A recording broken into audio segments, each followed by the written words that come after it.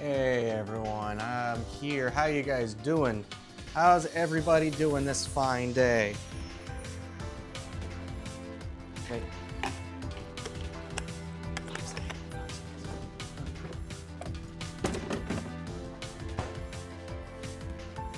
Yeah, go ahead. Hello everybody. How's everyone doing? You guys having a good one? Hopefully you guys are enjoying this fine day. Hey, we got everyone here. We got Dark Vesperia and Spring Draco on the Twitch side.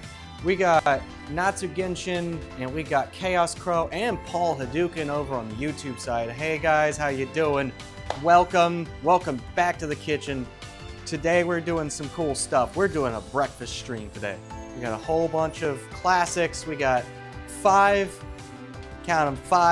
classic breakfast recipes that you guys can do at home. One of them might be a little on the expensive side. Making breakfast right meow. Well, it is never too late in the day to enjoy breakfast. Hi, Fallen Angel. How you doing there? Everybody, I hope you guys enjoy. First off, we start with true breakfast of champions right here. A nice cup of coffee. Cinnamon rolls. Cinnamon rolls, yes. I've been talking about these for a while, but we're going a step further this time. We're gonna do cinnamon rolls live from scratch. That's gonna be the first thing that we start with as soon as I start my coffee. Wish your kitchen was this nice looking. Well, you know what? I put a lot of effort into making this kitchen look nice. This island countertop was like a custom thing. When they were building this house, I specifically asked for a kitchen island, not even thinking I was going to be using it for streaming, and it just ended up being like absolutely perfect. Also, with the amount of flour that we're using today, and the sugar and everything else, gotta make sure you have a nice, good quality apron. Can't be walking around with flour all over your body, right? So first things first, you want to protect yourself. There we go. Hopefully, it's not in the way at all. It's perfect. Making breakfast at 22:43. You always take care of your profession. Oh yeah, this is a really nice quality apron. It cost me a pretty penny. All right, but we are good to go. Alrighty. So what's first on the list? Cinnamon rolls, right? Cinnamon rolls. We do a little bit of work here. So let's see. We got a nice recipe right here.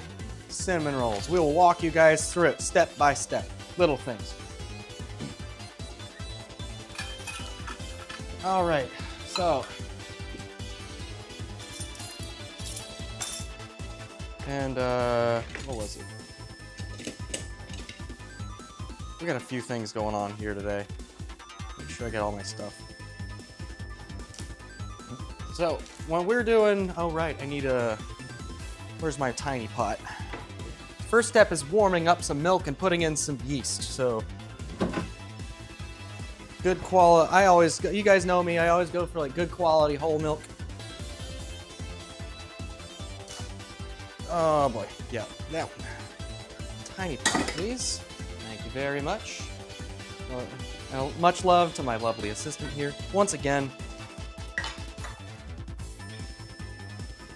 make sure I got all my stuff. Holy shit. Terry coming in with making the hype train work.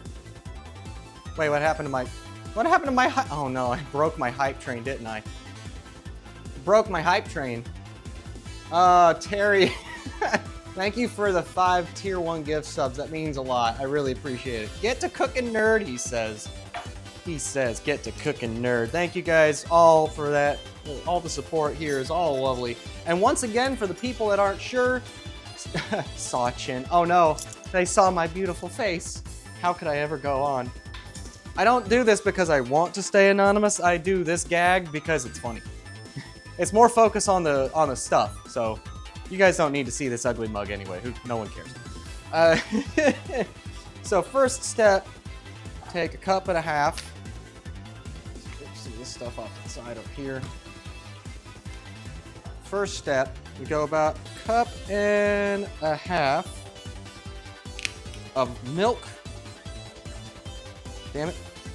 God dang it, Bobby. Oh, just a little spillage, it's okay.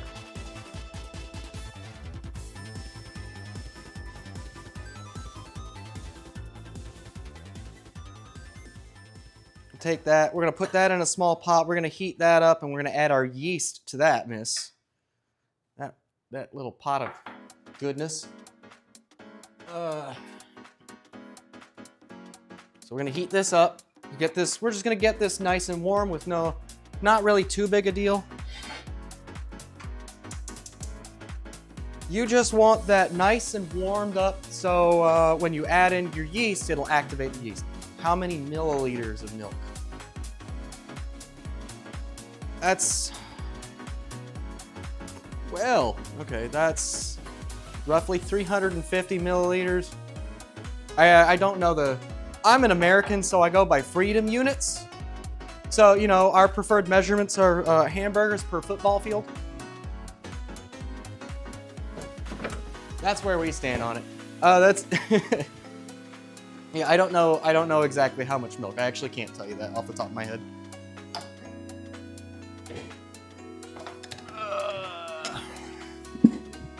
Okay, so while we're getting, I don't know what a freedom unit is. It's a joke. That's all. That's the gag.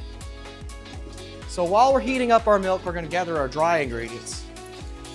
We're gonna mix the yeast. All right, so we're gonna mix active dry yeast directly into the milk. So we don't have, so that'll activate that. We also have actually I have some flour and sugar over here. So we're gonna start with these. We do a 1/2 cup of sugar. Gary's on taking notes. Saw the bald patch. Wait, I've got a bald patch? Maybe. I don't know. It's been a minute. I don't really get to look on the back of my head very often, so I couldn't tell you if I've got a bald patch. All right. 1/2 cup of sugar. Just over 350. Thank you. 5.5 cups of flour.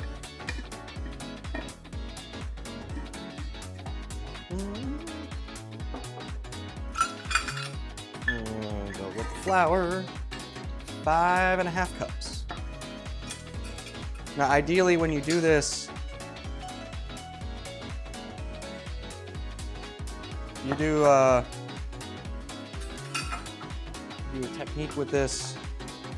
So what you're doing here is you're taking that, scraping it right off the top, so it's a nice level scoop. And that way you get a fairly consistent, even scoop of flour. So that's our 1/2. And then we want 5 cups. You're missing something, a hat. Yeah, I have hats, but many of them are company branded. That's big. Come on.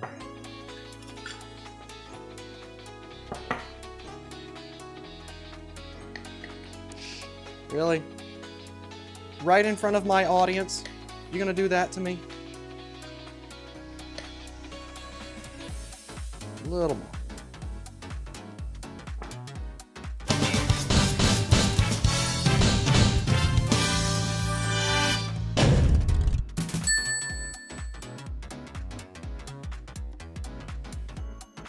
Yeah, it's not exact science. I should have had a bigger spatula. 1, this is 2.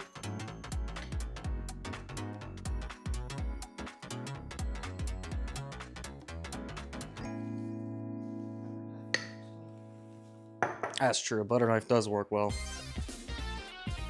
Oh wow, very apt. Choo choo.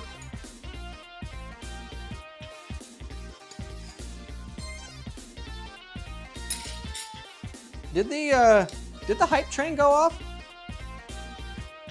I mean, the hype train went off, but it should after 5 minutes. Is the hype train still going? Buy a hat for your hat. Hi, Insidious. How's it going? Technical difficulties with ingredients. Ah, this is just, yeah. If I have a big enough container, I'd throw all my flour in that. 100 bits from Paul. So it's worked and it hasn't stopped.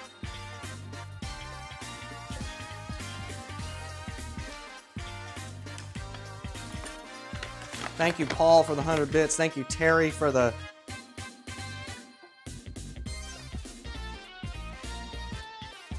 Actually, just set that.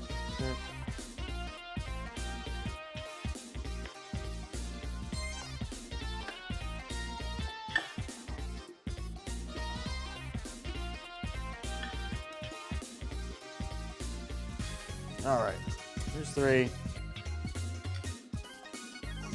Don't tell me I have to crack into that other large boy. Watching you cook, I'm enjoying Chilean dessert. Ooh, you're gonna have to tell me what that is, or if you've got a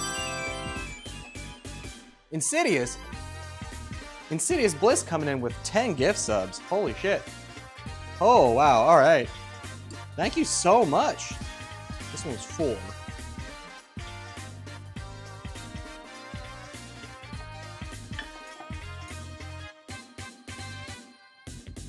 I hear you bubbling. I hear you. That's about there. That's 4.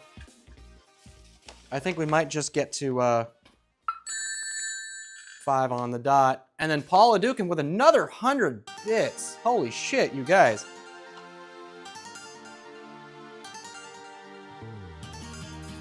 That might actually get me to exactly to...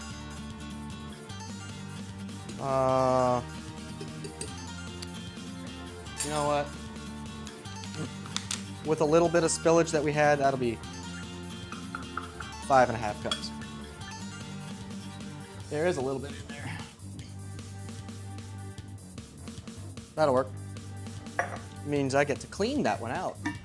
20 subs unlock the Uncle Ted recipe to send by mail. I learned how to make 3 different flavors of pudding. 3 different flavors. Ooh, I could get you a recipe so you could just figure out your own flavors too. Okay, sugar, flour, a teaspoon of salt.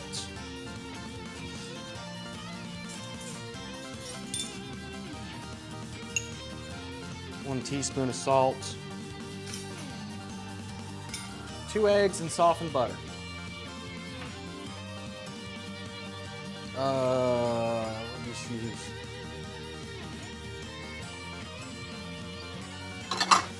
This is fine.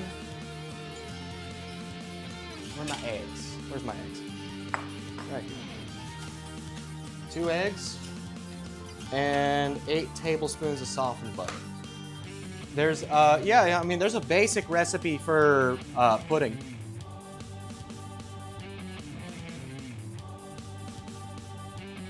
And that's a little on the hot side, but that'll do. We can just let that cool for a second. In fact, I don't need this right now. Set that there. In fact, that actually is a little bit too hot, but...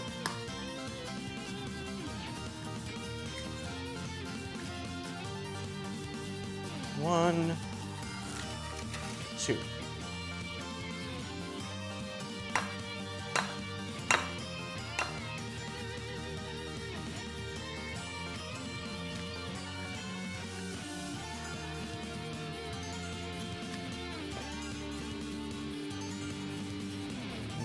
And I know what this wants, so we're gonna do that.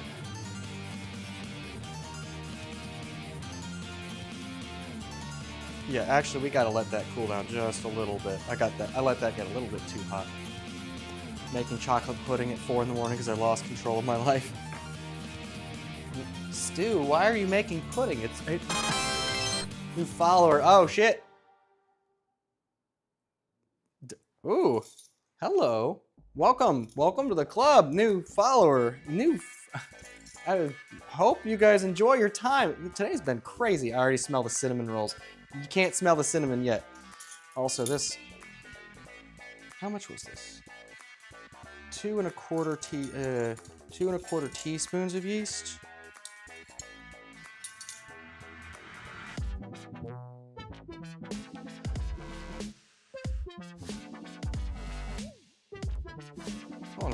Which, I'm gonna have to, give me just a second. I feel like it's on the wrong, I feel like this is on the wrong playlist.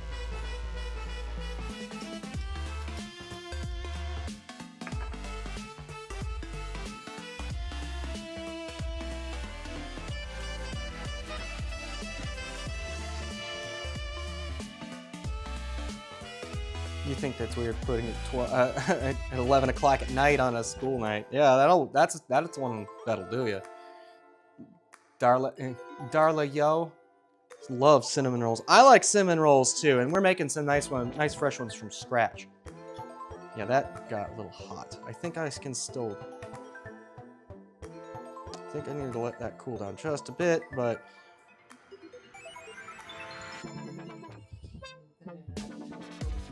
Yeah. Yeah, when the base is hot. Hey, well, this granite will hold temperature pretty well too, so. Yeah, you can see we're already making a mess. We're already making a mess. Just let that should come down. Rating your kitchen for those cinnamon rolls when it's done. Hey, you're more than welcome to come over. I can make you some cinnamon rolls. 1, 2 1/4 teaspoons.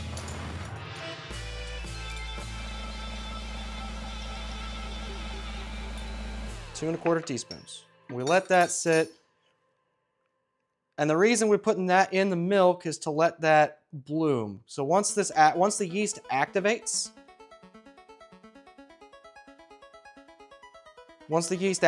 then we should be really good to roll. Okay, come on.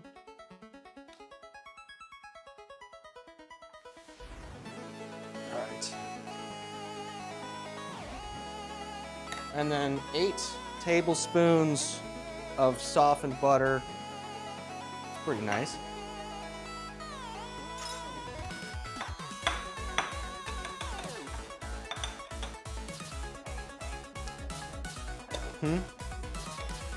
No, the butter just needs to be softened.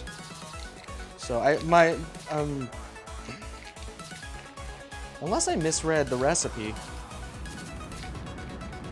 You still have that recipe, right?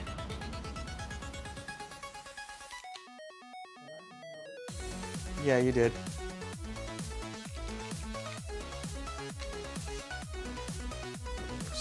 Actually, just kind of, this big bowl is large and in charge and right in the fucking way. I never claimed to be an expert at any of this. I do work in culinary, but I don't know if you noticed, that don't mean anything. I'm waiting for the day when I do one of these cooking streams and the thing that I make just doesn't work out, right? You make my butter hard. Heat and yeast don't get along very well. Too much heat will kill the yeast, but yeast will activate the best at about 100 degrees. Because yeast is technically a living thing, just when it's too cold, it hibernates.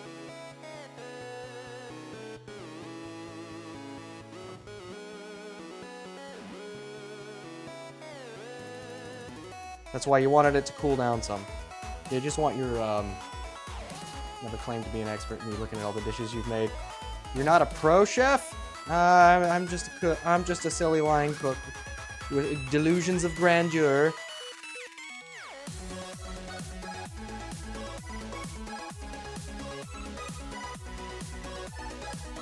All right.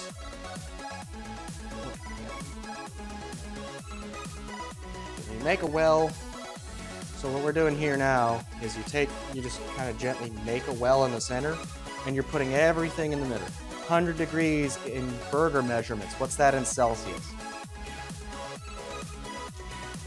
That's let's see, minus 32 times 5/9 times 5 divided by 9. It's a little over. Ah, shit. 500 divided by 9. It's a good question, actually.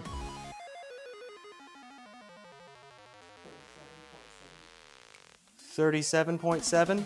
Okay. See, I think. Lindo Gato, enjoy cooking. Thank you. I hope you enjoy what we're doing here. Just letting this settle. Actually, where's my tool bag? It's got my thermometer in it. I need my thermo. I could have avoided this whole mess in the first place. Thermometers are very handy for this stuff. Yeah, that's a little too hot still. That actually might be hot enough that I have to re-add the. You know, there's a really cheap trick you can use too.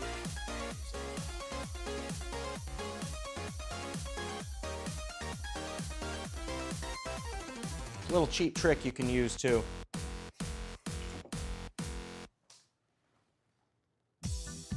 If it's too hot, just add a little bit of cold water to it. With the steam that it's lost, that water will make it back up. So we're gonna go ahead and re-add the that's 110? No. Yeah, I definitely blew past the 100 and it's like 105 to 110 degrees, so that probably killed the yeast outright, didn't it? That's we will still go ahead and put these in the well, but that milk is not quite ready.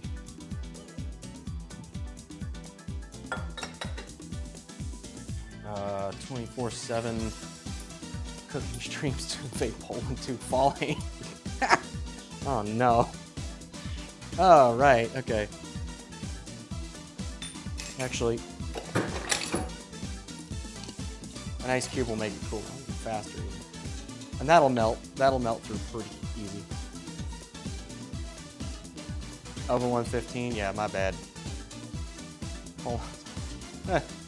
Is this Streets of Rage music? It sure is, Paul.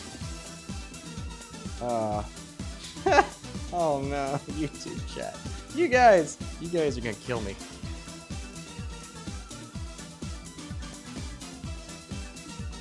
More words. Shadow.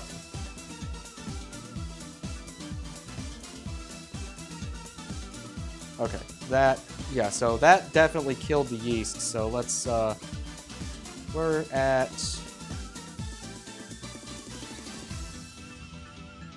just over 115. Streets of Rage 4. I'm not sure which one this is, actually. This might be, this is either 3 or 4. Gotta be 4, the Streets of Rage that didn't have suplexes. Okay. Yeah, it's just old man stirring hot milk until it cools down stream. That's what we're doing. Let's see. Let's try this again.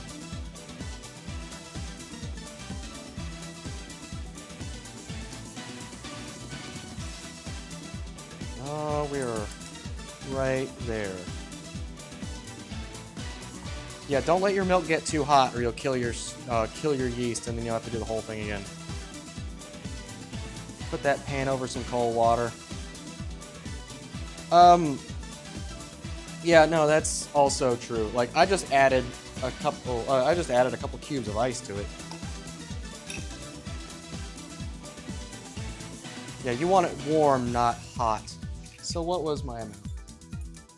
2 1/4.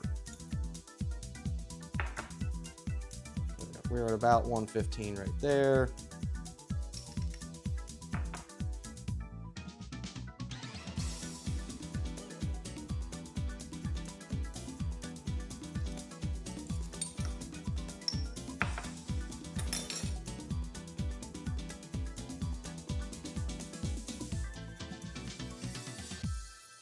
All right, and then that should work. And now it's nice and hot. It should just, here we go.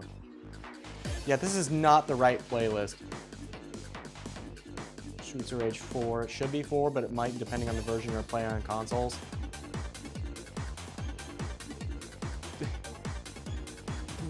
Food crimes on ingredients. Okay, and this is T. Lope's plant. Yeah, this is not on my stream list, so I'm hoping. There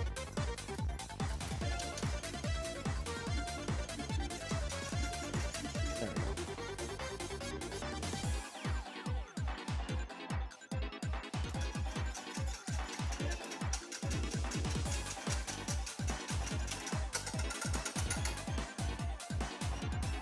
There we go. Now we should be set and settled.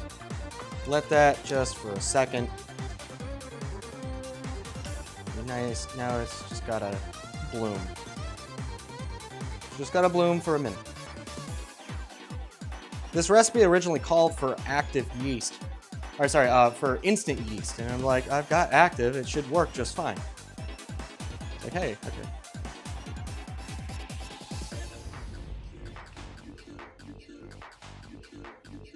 It's just filled with food jokes and just all that, yeah. Steam is a 2-player, local 4-player, not online. Yeah, that's kind of a shame because I'd love to play that 4-player, but yeah, you gotta have a party. I guess with Steam Live Play or something like that, you could absolutely do some shenanigans, but.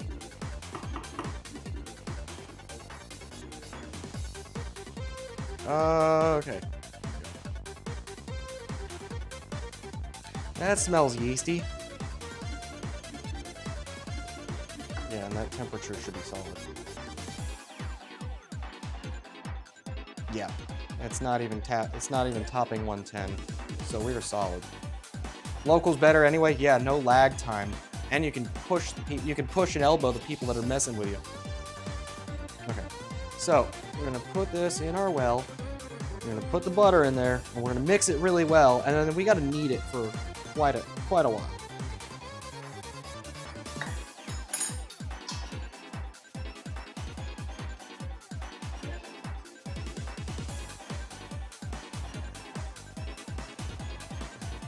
Very yeasty.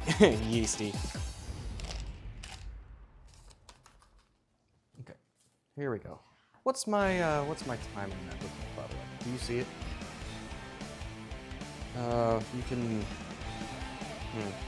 You can use the pen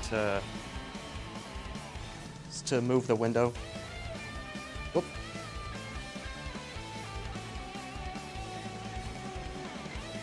$25 minutes. Cool. So, now, because I don't have a stand mixer on me today, unfortunately, it's time to get our hands messy.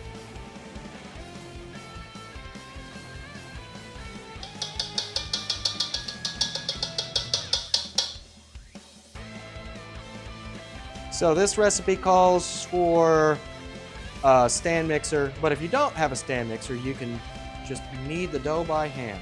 And that's exactly what we're gonna do.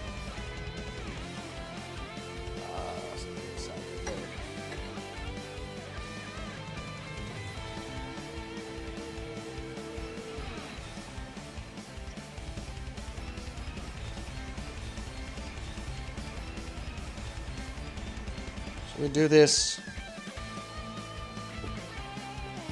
What's a stand mixer? That's a good question some days. Stand mix. You're talking about I'm talking about like one of those table stand mixers. Like I've used it before. I've used it for quite a few things actually. So, but they can get a bit pricey. A decent quality one is about $100. It might even be more depending on where it's made. Like the tariffs and stuff might hit you. But I'm not. That's not a political statement or anything. That's just a financial reality these days. Like that's where we're at. I'm not gonna get into all that. Okay.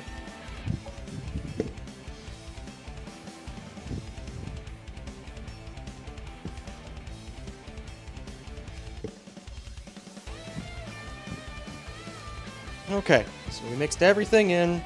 We sit here, we need this for a good time, for a good long time.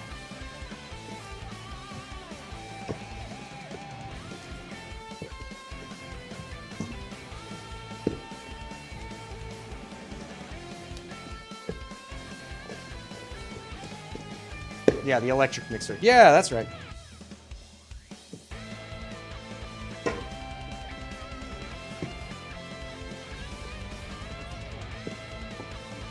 Yeah. Yeah, if you have a stand mixer, you could just walk away. You can just set it, set a timer, walk away. Or you can sit there and stare at it if you wanna put on some Eurobeat.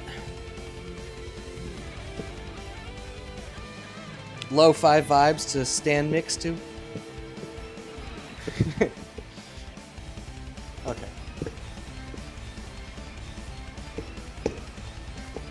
And this wants me to do it for 10 minutes. We'll see how far I can get.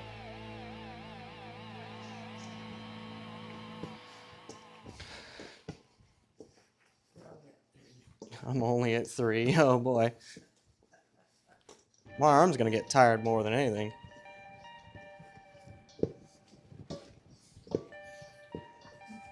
Yeah.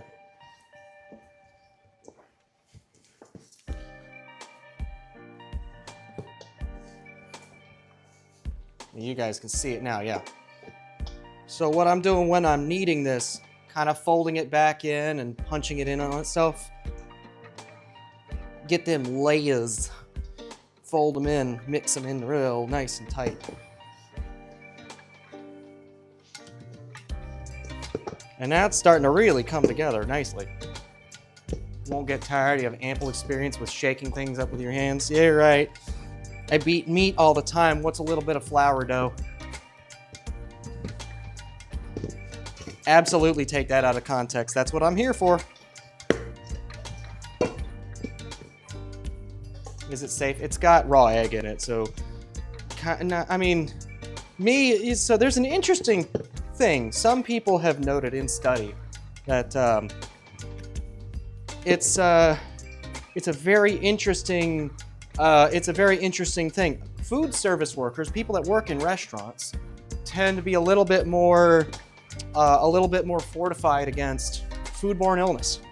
Part of it is that they have a bit of a better understanding of food and safety regulations, and the other part of it is that they're more exposed to foodborne illnesses and the things that can cause them, so their immune systems are a little bit stronger against it. So it's kind of a twofold thing. All right. Actually, now I think about it, this would have been a perfect situation to pull the hand cam out. It should be at 6 or 7 right now. 5.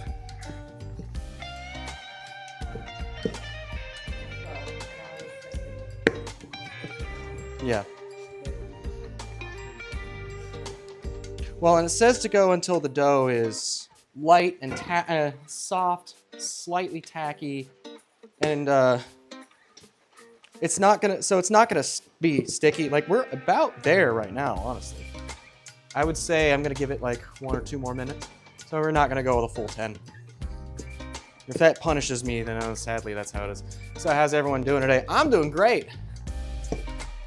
You can see this is starting to come along, right? Like, it's still a little on the sticky side, so it does need a little bit more time, but this is starting to come along. Yeah, it is a pretty soft dough. Yeah, it's like, this is definitely not quite as soft as that last dough that we tried. So we actually tried to do another cinnamon roll recipe, and it didn't quite work out the way we expected. It didn't quite fluff up and rise. And that was the sourdough. Speaking of food, have you heard the meatballs video? The best part about meatballs? I'm not familiar with that one. What's the joke? That looks like cookie dough without the chocolate chips. In a way, it kind of is, huh? I mean, it's heavy butter. It's got yeast in it, so your cookies rise because they got like baking powder, baking soda in them. They've got those leavening agents. This has got active yeast in it, so it's gonna rise. It's not gonna rise when baked. Well, it will, but the cookies like that, they'll rise when they're baked because of those leavening agents. These will rise in a bowl. We're gonna set it in a sink full of hot water. The video, just message me the video. Oh boy, okay.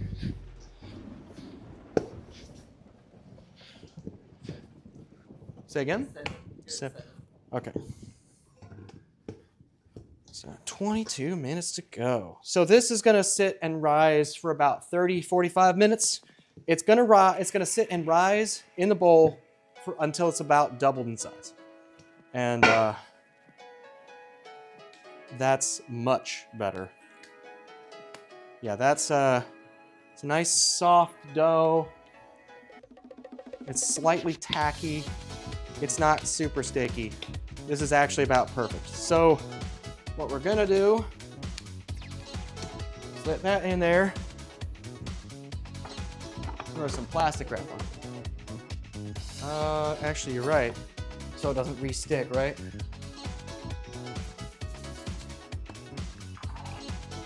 Okay. So we get spectators and taste testers in the background. I got my lovely assistant here who's helping me to produce. And yeah, she's done way more baking and cooking than I have in my lifetime. So I take a lot of cues from baking and experimenting with stuff from her. And it works out really well. Having her around as a taste tester as well is always a plus. So we're gonna fail with the plastic wrap for the umpteenth time today. Okay, and then we got this. Is it the Imp's mother? It is. It is the mother unit. She is here to help me out and in general be a very nice person. So this is gonna say, we got some warm water in the sink. We're gonna set this in and we're gonna let it rise for about 20, 30 minutes before we go on to the next step.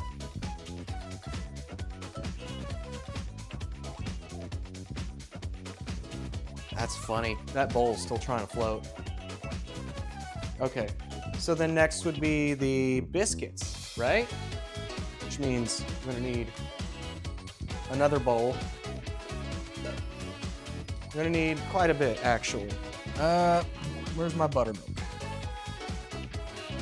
Where did my buttermilk go? There. Buttermilk, more butter. Apologies, things went sideways for you this morning. What's up? Well, I need cold butter. I need cold butter. So the key when you're doing buttermilk biscuits need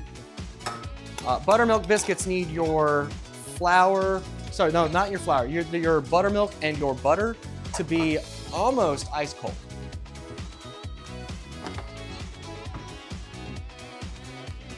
Where's my butter? There's my biscuit recipe. And we will need the scale for this one. Scale, where are you, scale? There you are.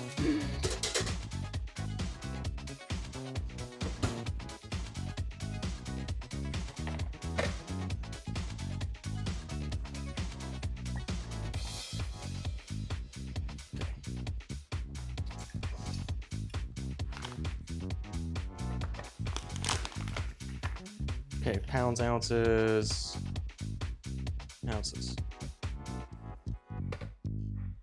You guys should be able to see.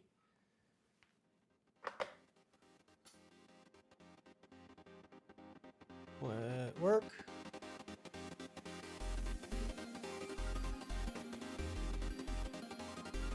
Unfortunately, you guys can't see it. Can you pass me the hand cam, please? I think it's an appropriate time for that now.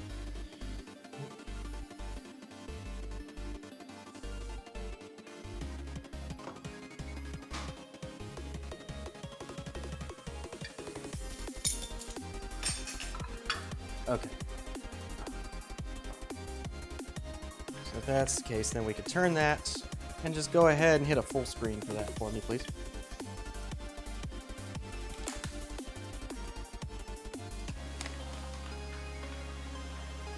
Hey, look at that. It's perfect. Let's go ahead. We got something stepping away. Got a drink. Well, yeah, but welcome, Fiera.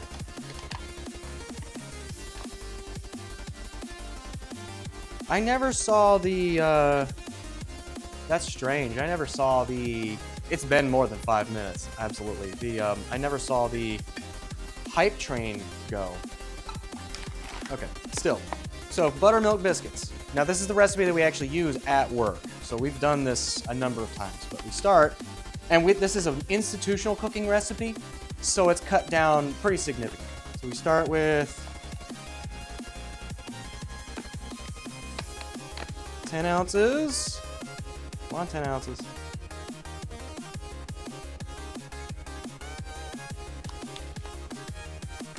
$9.8, let me fix that.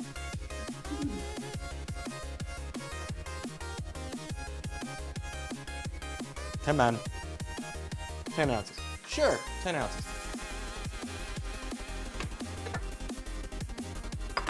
And 10 ounces of that.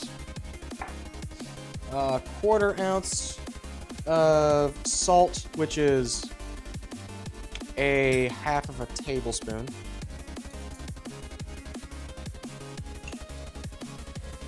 Half a tablespoon. So that's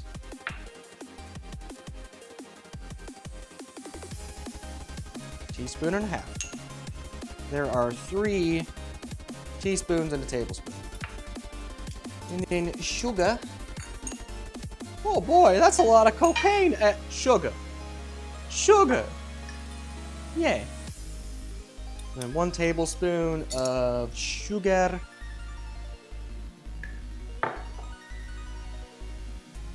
And then baking powder. Now remember, when you see when my clients come, you have to mix it. You have to cut it with baking soda. Guys, it's baking powder, not baking soda. You cut it with baking soda, my clients will be growing muffins out of their nose. Okay, and then I missed that movie. You remember Scary Movie, the first one? That's what that joke is. That's the very beginning. He's adding the white stuff. We gotta move in. All right. And then half of this buttermilk, so 1 cup.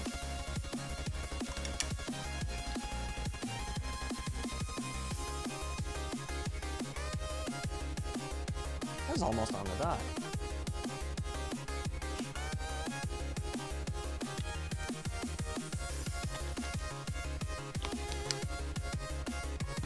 Okay, and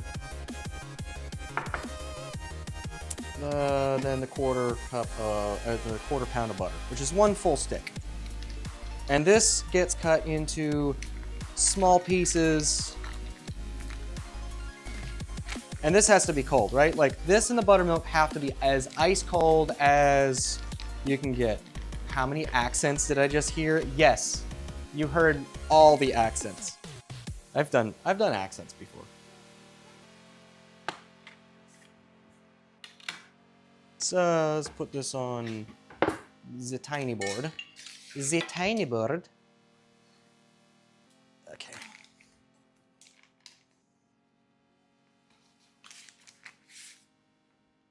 And the key is getting it as small as you can beforehand.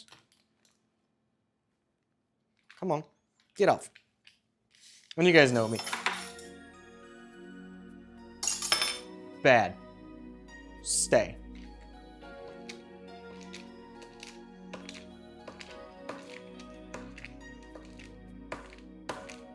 I want it as small as I can get while keeping it cold so it's not quite soft.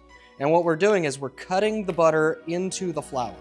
So once this is all mixed really well, and you know what I'm gonna do is actually I'm gonna add a little something to this mix. Because this mix as it is, 10 ounces of flour, half tablespoon of salt, 1 tablespoon each sugar and baking powder. It's all well and good and all, right? It's great, it's delicious as is. Add a little black pepper. You can really amp it with whatever you want. Once this is all properly mixed and everything, you could add shreds of cheese. You could add pimento to it. So you could make like a pimento cheese biscuit.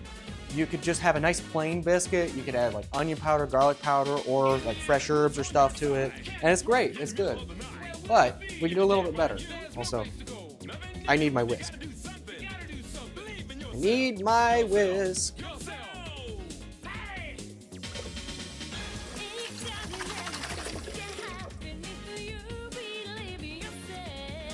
Need my whisk.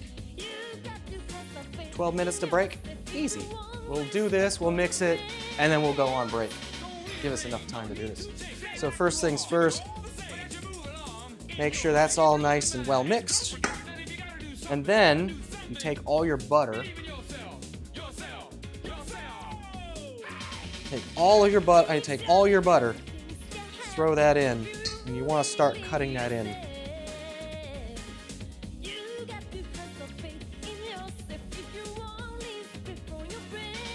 And essentially, you're starting it from it being cut small as is, and what you're doing is you're mixing it in and cutting it so it shreds that butter in really well. And normally you'd get an actual like butter, like an actual dough cutter. Like it's there's some tools that are handcrafted for this. But failing that, you can use a whisk or you can use a fork. Hey, where'd all my butter go? Baking tools get treated like a dog when it does something bad. I mean, you don't talk to your kitchen tools? When they misbehave, you gotta put them in their place. I mean, come on. Okay. That's right, Song. You tell them. Believe in yourself. Yeah, all this baking can take some time. Baking in particular is much more of a science. There's still some artistic to it, but ultimately what you're really doing is you're just going with very specific like set. You're going with a pretty specific and set recipe here. So once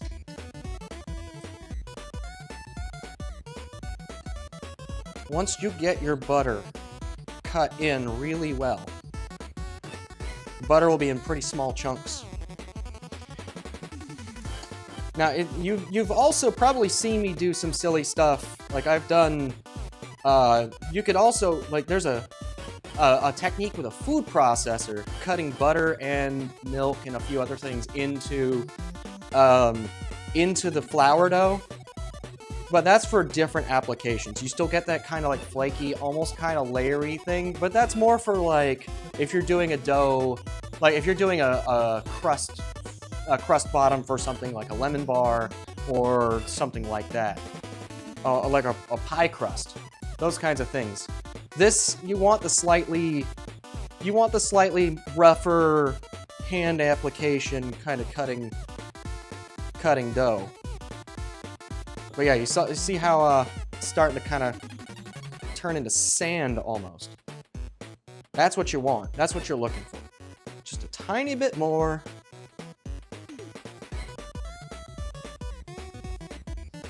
Yeah, and you see how it went from being all stuck inside the whisk to now it's just, it falls right through the whisk. That's really what you're looking for. That's done properly. Now, do that. Carefully mix in all that.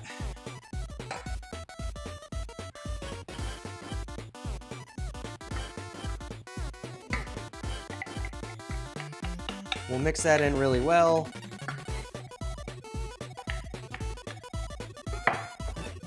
Until we get one fully combined solid dough.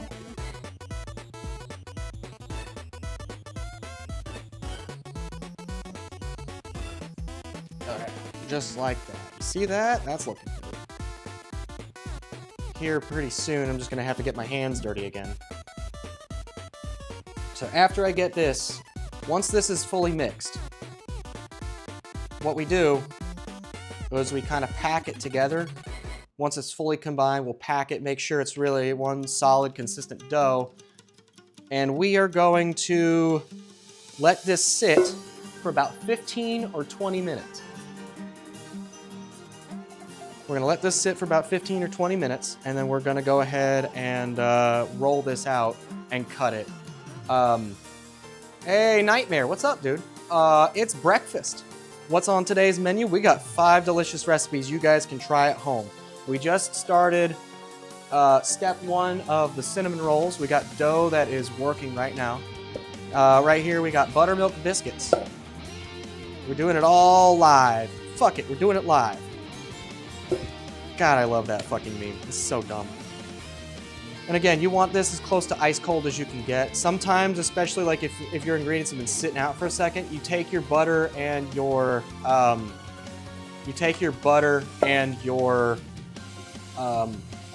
buttermilk, and you'll put them in the freezer after you cut them to size.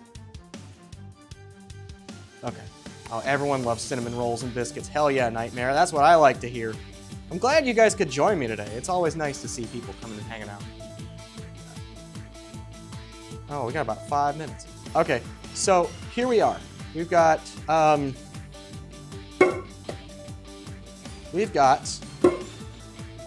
biscuit dough ready right here. This is gonna sit and kind of let everything get to know each other in the fridge for about, for about 20 minutes. You wanna just open that door for me really quick, like. My hands is just a little bit dirty. Okay, and chilling your mixing bowl can help too. Absolutely, Fiera's got it. Fiera knows what's going on. So, we're gonna jump to a quick 5-minute break or so. We're gonna run to a 5-minute break, and we're gonna come back. We're gonna roll out the cinnamon roll dough, and then we're gonna roll out the biscuits, and we'll have those sitting on pans ready to go. Because they can, once they're done, because we got a few steps with the cinnamon rolls still. And then after we get those rolled out, we will start the next 2 items. Next 3 items? Yeah, no, we got a few things. So go ahead and take me to a BRB, and we'll be right back.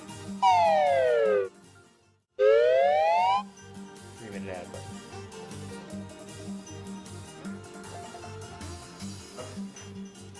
That's kind of long. Good. I'm a little worried. Yeah, it's been floating there. No, I mean, with the overheating the thing to start with, I was worried that it would. No. I would just have to pull it down and add more. And it is rising. It's kind of like popping up. Yeah. It doesn't. It will be yeah. Well.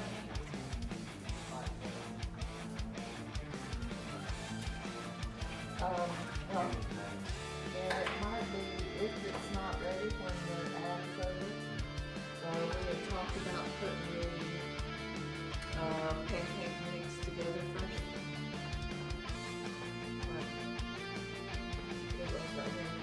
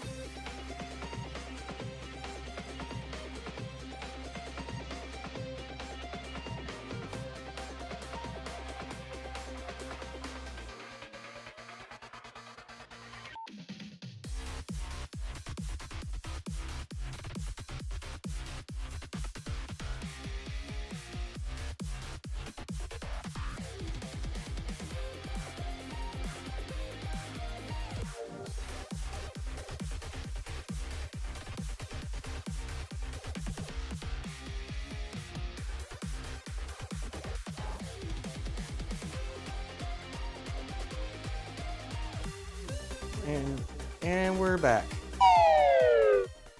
Error. That's a stupid error. Sorry guys, hold on.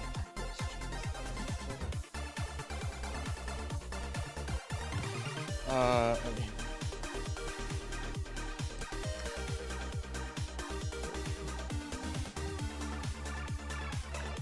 Sorry, I gotta triple check a thing.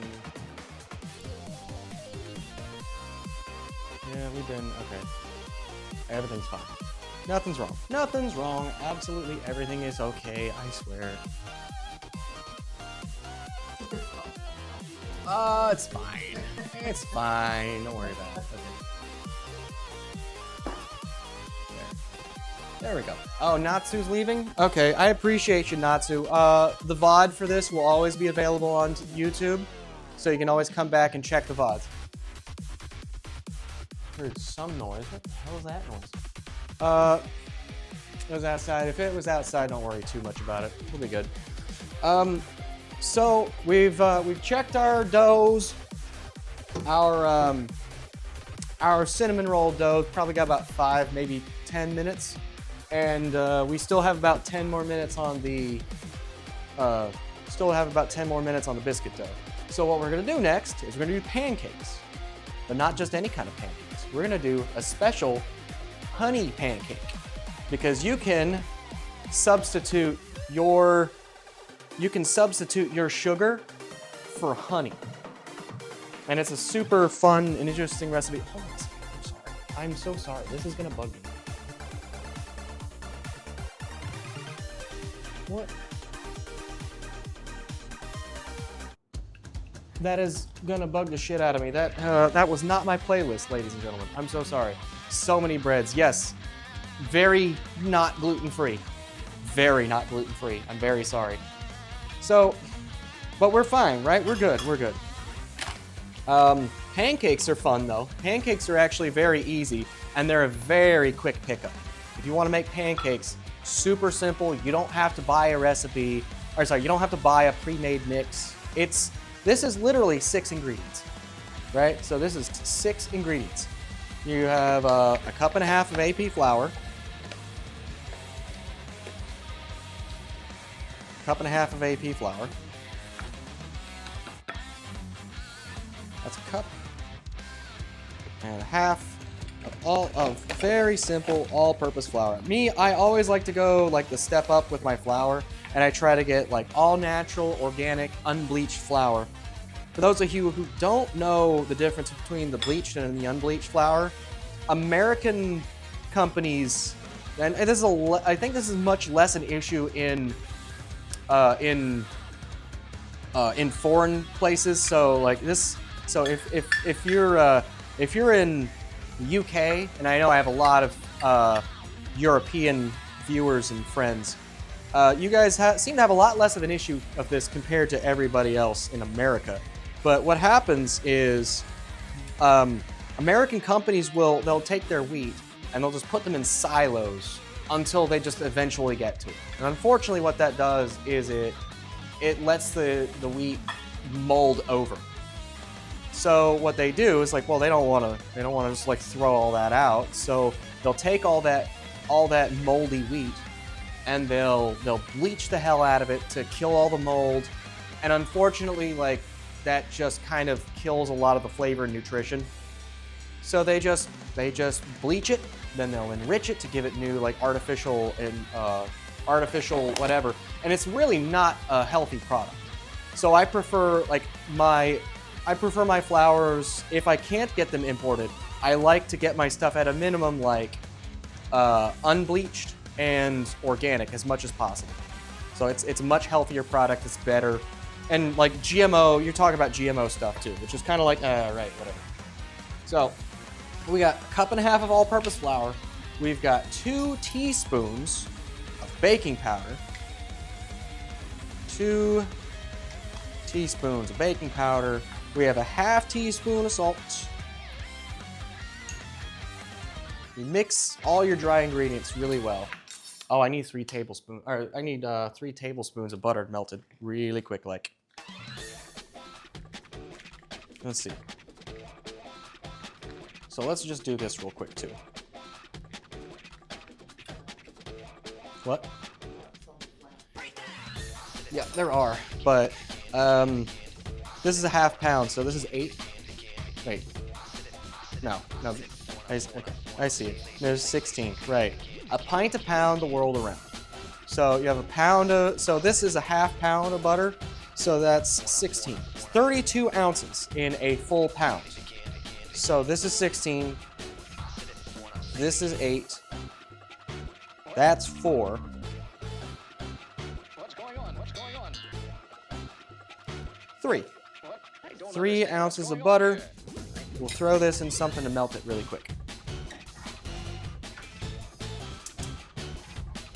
And what we do is we take all our dry ingredients. How much honey was it? I didn't write down the honey. Shit.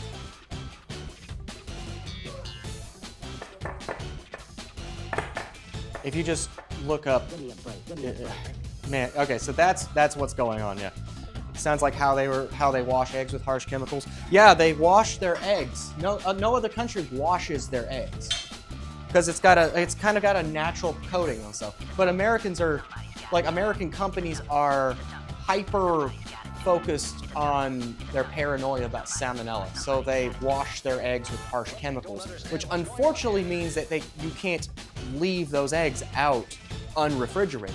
You have to refrigerate your eggs because they're gonna go bad that fast.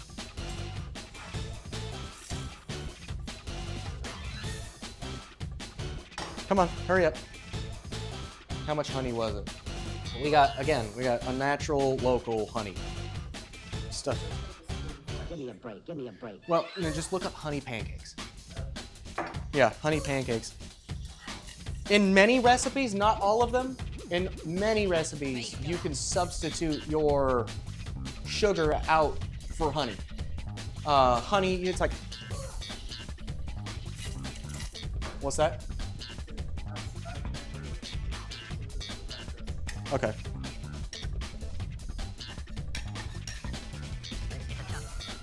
And then all we do is we add 1 egg.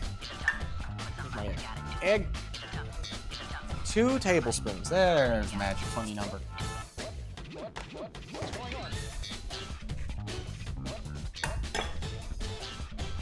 What's going on? What's going on? Melted butter.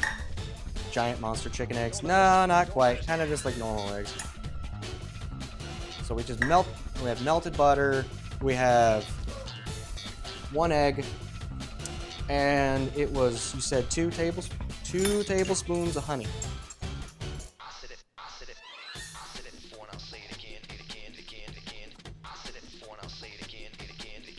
2 tablespoons of honey. 2 shots of vodka. Everyone should know that meme. That's required reading for my stream. If you don't know that meme, get out. Out. There's the door. Come back when you do your meme research. Your homework is to look at that meme. There will be a pop quiz next time.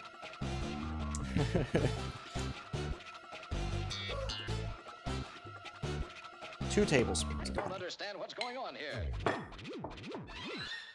And then we just carefully mix all this together until it's fully combined. And you can just let this mix sit.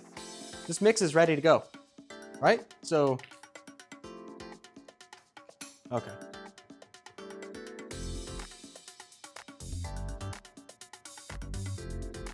Oh, I missed my 1 1/4 cup milk. That's all. That would help. Again, it would help if I actually did the thing properly. I could read my own recipe and, maybe even write the recipe down properly.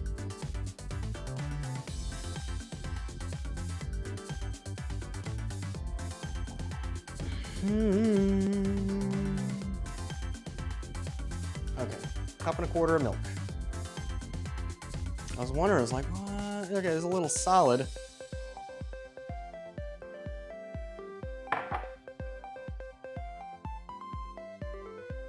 And like, this is it. This is really it. There is a funny little thing that I like to add into pancakes, because again, you don't have to be settled with, it's good enough. Where did it go? My vanilla.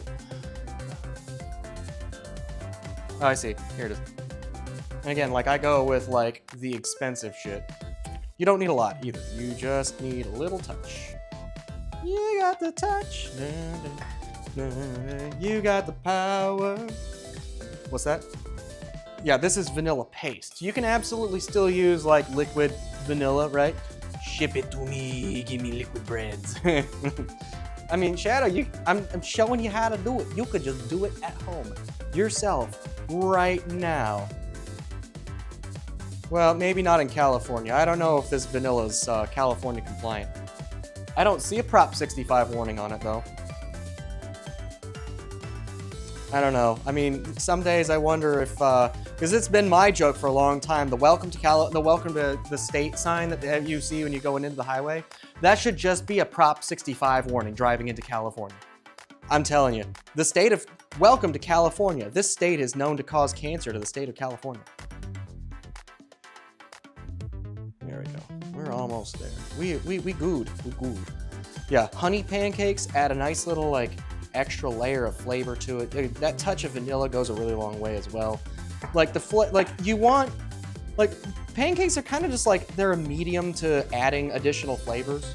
You could just kind of be nice and plain with it. A little bit of sugar, you're fine, right? And with the honey, right? Because all the honey, if you don't have natural local honey, you can absolutely just use maple syrup. You might have to change. You might have to change a little bit of your recipe there, but it'll be okay, right? So it's a perfectly fine normal thing. But this is it. This is it. This is your pancake batter. It literally just takes 5 minutes. Get your ingredients, throw them together, mix it all really well. You have a nice, firm batter. And there you go. That's it. Pancake batter. We're gonna set this aside until we get a little closer to the end. And when we get to the end, we're gonna cook everything all at once. Speaking of, need to make sure we get the oven preheated. So let's go ahead and cap that for a minute. Would be nice not to have those chemicals in the first place. I mean, the Prop 65 warning doesn't really do what the law says it's supposed to do. The Prop 65 warning, that law really gimps a lot of things. It kind of just puts a lot of unnecessary regulation. I'm not gonna get into all this. That's getting into way more nonsense I'm not really willing to talk about right now. Actually, I need to keep you out. Let's leave that right there. So, oh, dear.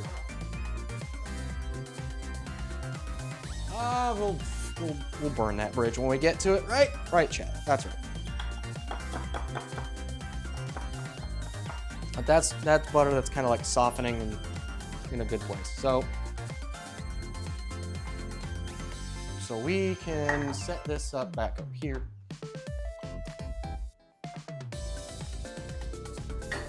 And this can come over here too. So now we're ready to go ahead and do our, to roll out our cinnamon rolls.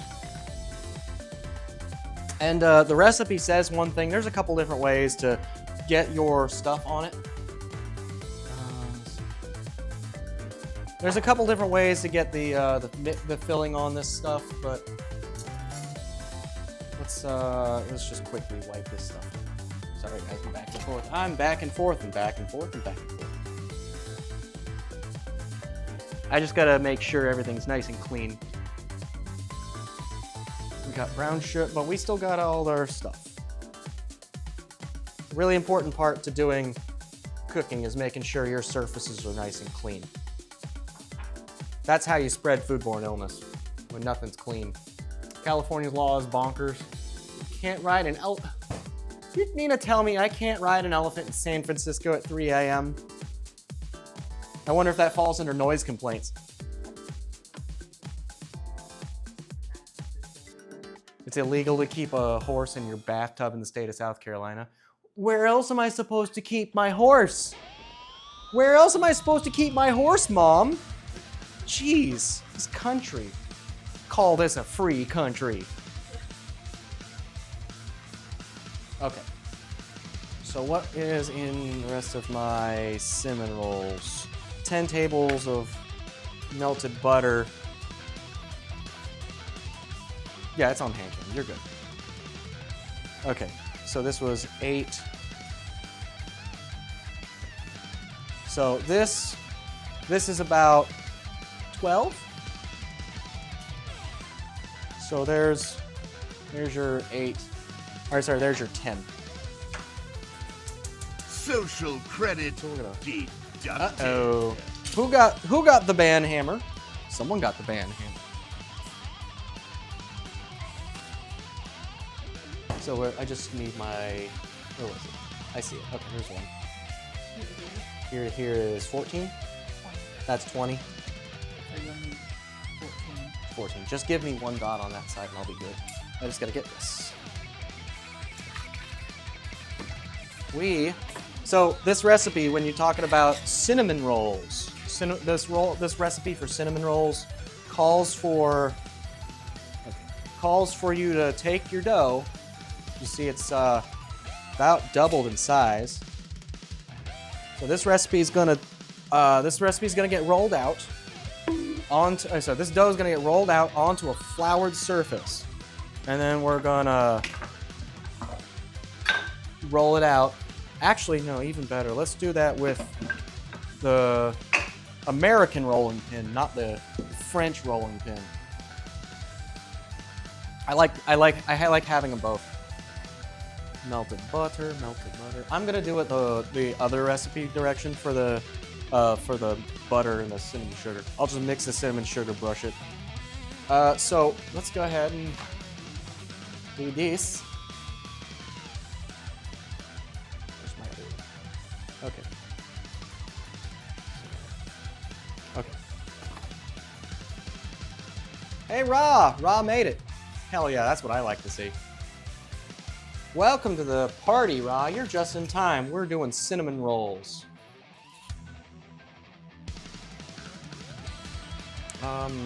This one. So, you take this, punch it a little bit.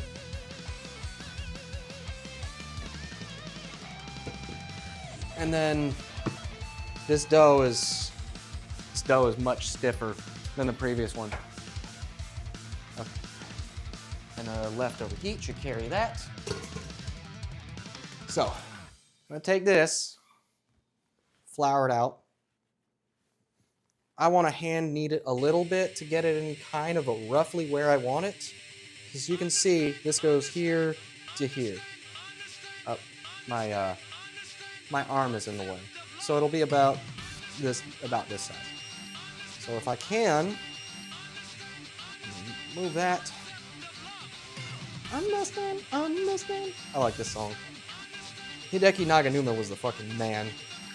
His music's incredible. But that's just me. Not everyone. I mean, I always say I've just got terminally shit taste, but I know what I like. I may not know art, but I know what I like. I don't remember. I've heard that one around so many times.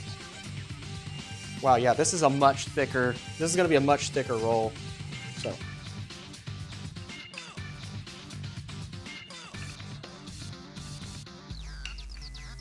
Yep, there's the oven, which is good. We need the oven for basically 4 things here. Do I have my my bench knife? Dough cutter. Bench, well, not a dough cutter like I was talking about before, but it's a bench scraper. Okay. Yeah, and this is a much better dough for this. So I'm gonna roll it slightly larger than the thing and cut the edges. And what we're gonna do, we got a nice, let's see if I can get this. Yeah, a little bit more center, so the chat box doesn't kind of overroll it. Yeah, you can still pass over if you wanted to. We're still on hand can. I have a feeling we're gonna be on hand can for a hot minute here. Okay, so.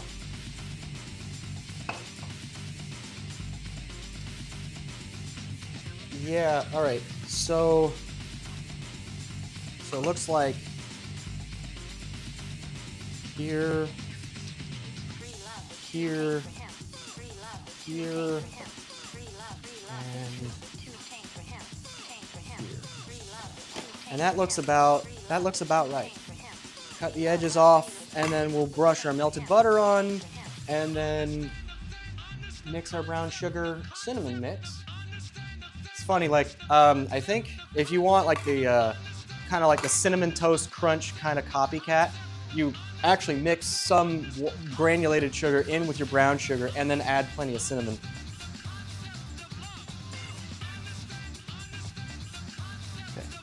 But yeah, this way we get a nice, easy, and consistent mix.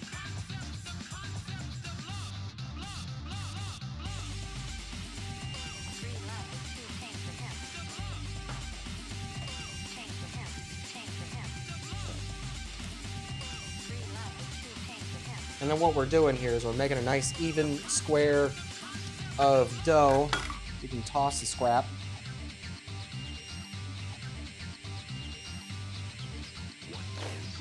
And then we mix a cup and a quarter of brown sugar.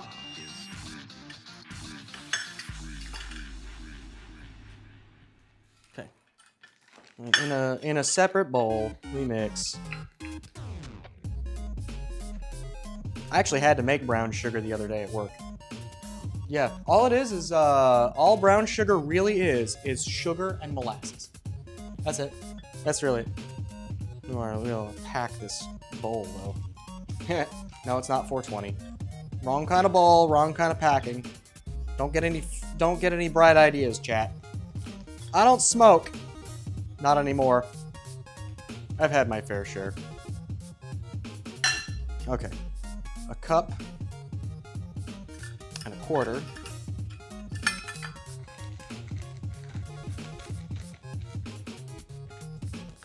Imp can make his food taste like Cinnamon Toast Crunch. Could you see why kids love the taste of Cinnamon Toast Crunch? Oh boy, that's a question. Oh. There we go.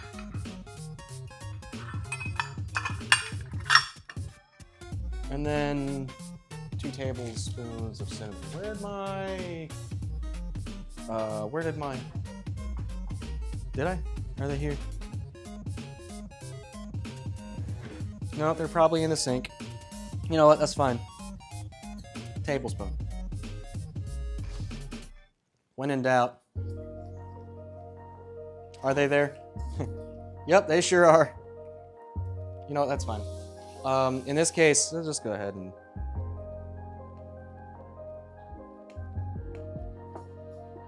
It's not going to be exact, but it'll work. Because your spoon set, your average spoon set actually does do tablespoon and teaspoon. It's just it's not an exact measure.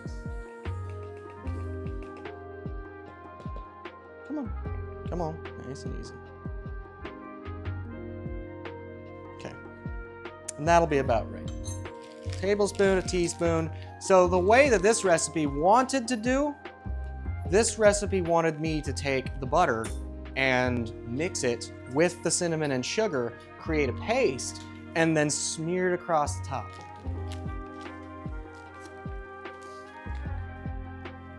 I know I've got a tie in there somewhere.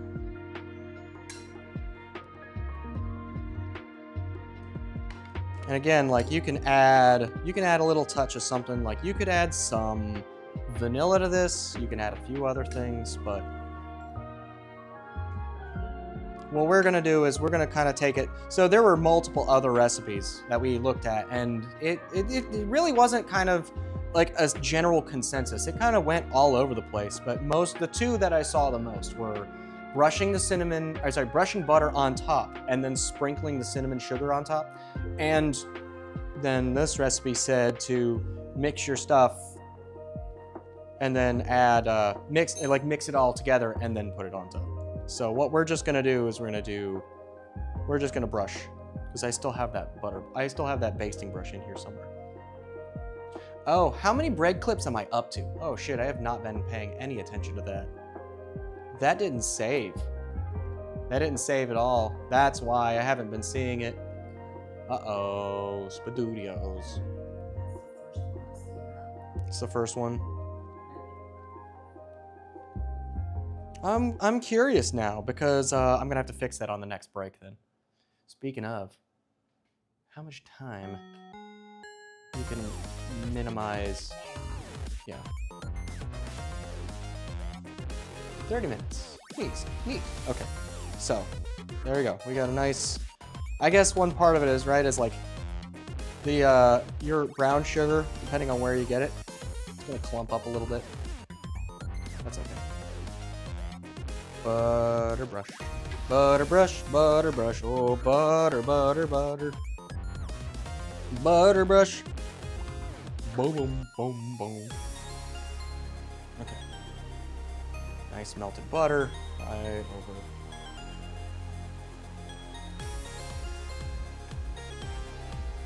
All right. Yeah, how have all you guys been doing? Streuzels rather good on cinnamon rolls. Oh, that does sound good. Make a cinnamon streusel. I could get down. I could absolutely get down. What is it still cinnamon rolls? I guess it depends. Okay, so nice and easy. Just butter this up real good.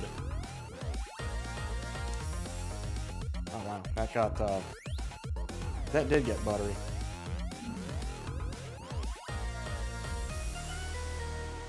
Yeah, and when we're done with this, we're gonna cut these. I'm gonna pull out a cutting board. We're gonna slice these into about 8, because this will make about 8 to 10 cinnamon rolls, depending on how thick you want it. So we'll cut it into about 8, and we'll put these on a pan, and then we'll go ahead and cook them off. After they've had how long to rest? I'm trying to remember. Because you want them to rest, right? You want the yeast to kind of reactivate inside the thing, because otherwise they kind of end up flat.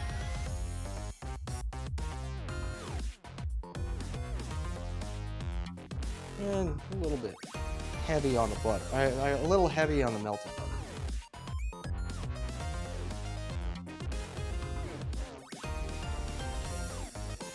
It said starting from the short end, so we're gonna roll it up this way. Cinnamon roll done. Flat roll, eat now. Flat roll, cut into 8. How long does it need to rest? That's what I'm looking for. I mean, I'm probably gonna rest it until like right about we go.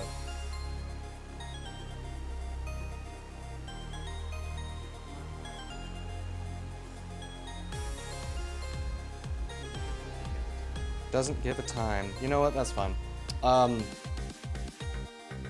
Because, I mean, the longer it rests, the better it'll rise. Well, look at this. Yeah.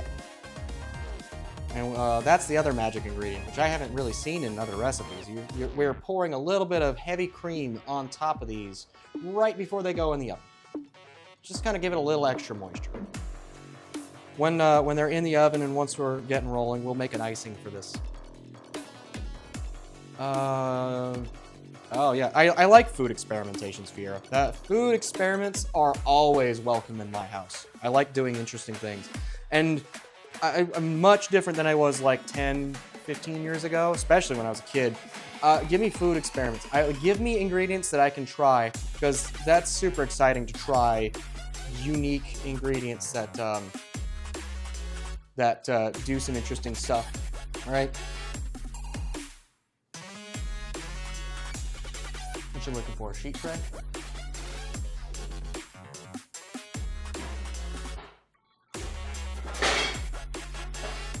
There we go.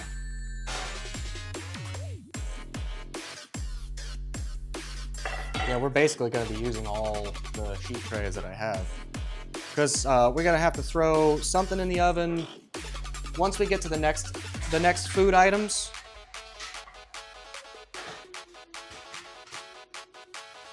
All right, and there we go. That is our Every time you've done a food experiment, it always turned out badly. Don't get discouraged. Always be willing to try a few unique and interesting things in the oven. Now, fallen angel. Now. I'm not a painter, and I'm certainly not from Austria. So behave. Okay. All I wanted to do was play the video game. Okay, now what? Now what? We take this and we roll it. Carefully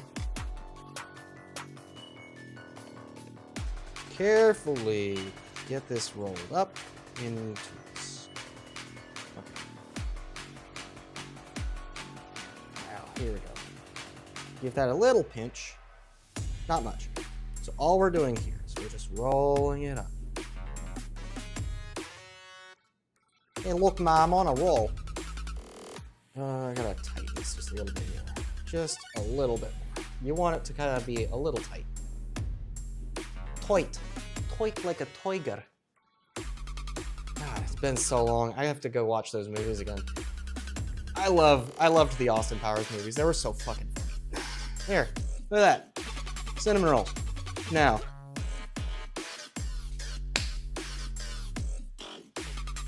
Sheet. Probably use 13 by 9 glass. Pyrex. Classic. And this we're gonna make sure is nice and sprayed. Prepared.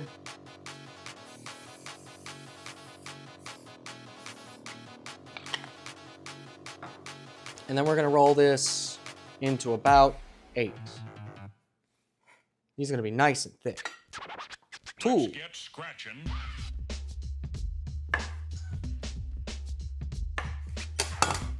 In fact, we can even snap off them edges. That is one hefty motherfucker of a cinnamon roll. Look at that.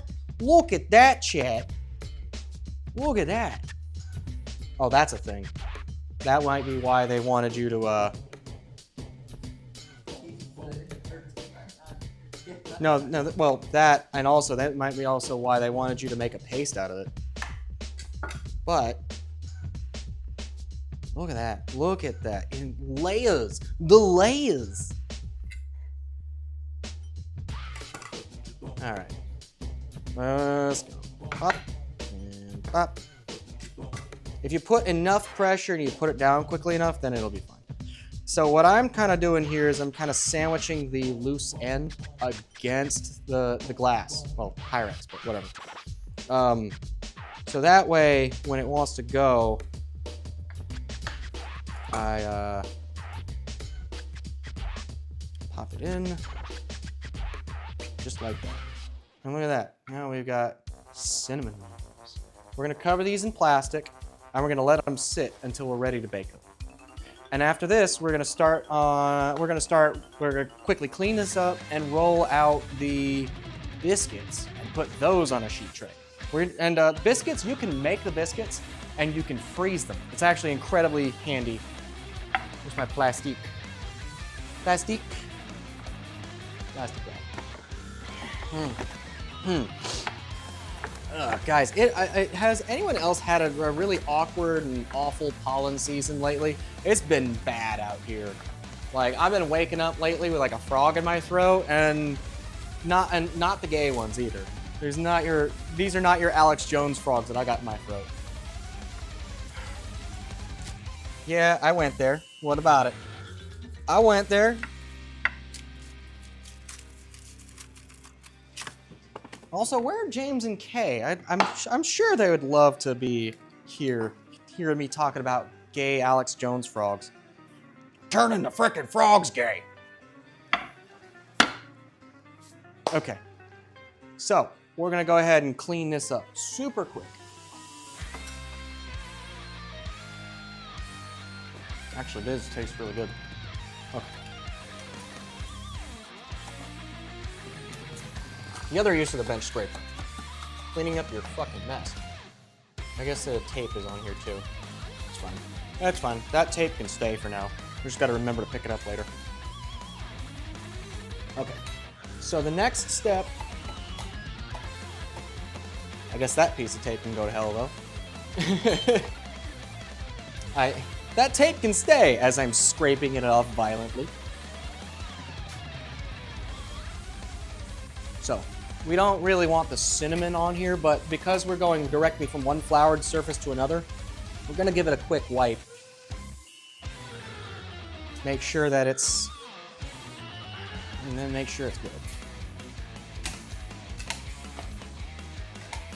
Oh, found the last piece of tape. I think I got all the tape, actually. There were only 3 pieces. Okay.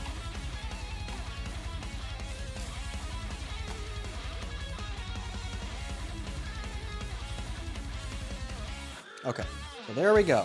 Nice, clean, well, nice, flat, kind of clean countertop. So, next step, we're gonna take out our biscuit dough.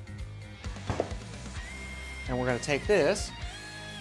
Sorry, I put some gay frogs under their bed. Raw, was that you? No wonder. I was wondering how they got there. I certainly didn't invite them in. Don't think I'm allergic to pollen, but my car is always covered in pollen and dog fur. Alex Jones today was talking about how some of his relatives now have AI girlfriends. I am gonna flour. Right before, I'm gonna flour this and then I'm gonna bury my head in the flour because AI girlfriends. Oh boy. Thank you for the 5 bits, Ra. I really appreciate it. All right, so.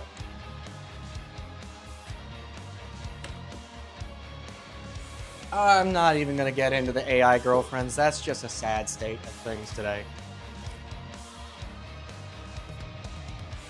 Okay. The power of AI is incredible and terrifying. Okay, so now, if you actually look at this dough really carefully, like if you feel it, you can feel the chunks and shreds of butter still in this mix. It's actually really cool.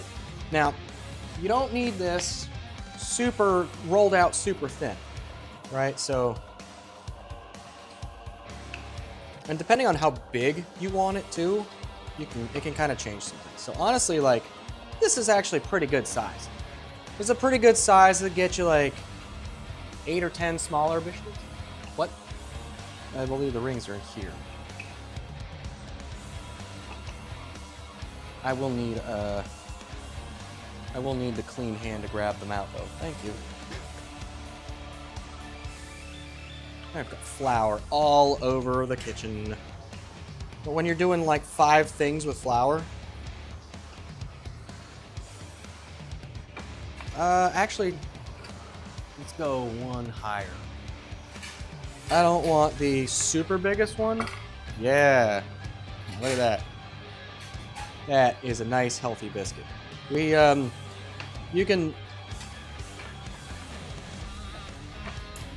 want them super thin because they will puff up a little bit, but they're not going to be puff up a whole lot. So you do want some heft to it. And the magic to nice flaky layered biscuits is the chunks of butter. And the colder that they are, like the closer to frozen they are, the longer it takes them to melt in the oven, which is how you get that layer of separation. So really, that is exactly why you want really ice cold chilled butter and buttermilk. And then you keep this batter as cold as you can. Because like these are still a bit on the thinner side for what I like, but that's a mighty fine biscuit. And then we'll take these.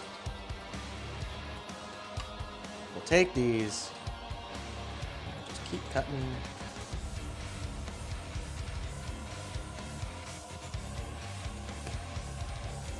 We'll kind of mash some of these together.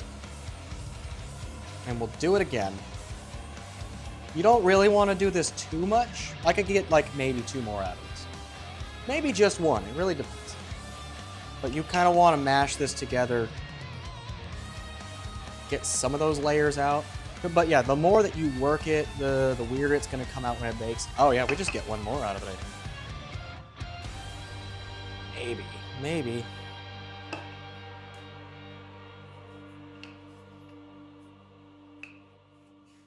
There. I think that's about good.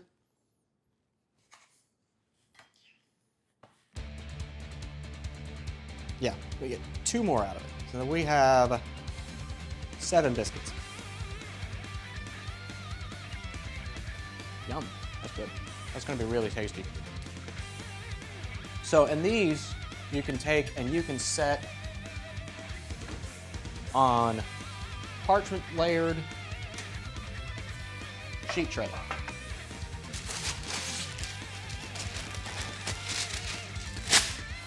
And you'll still spray them off. You'll still spray these to prepare it. So if you want more, like if you're doing a nice healthy thing, you can double these. And it's kind of a really fun and easy way to make biscuits for lots of Mommy milkers. people. Mommy milkers. Hey, at least you have the beard and the brains. Also the AI girlfriend.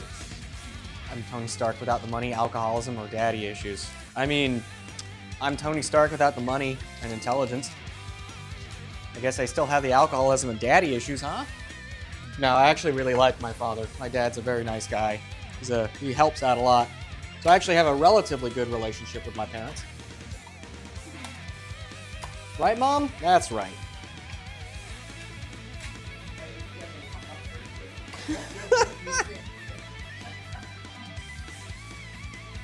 All right.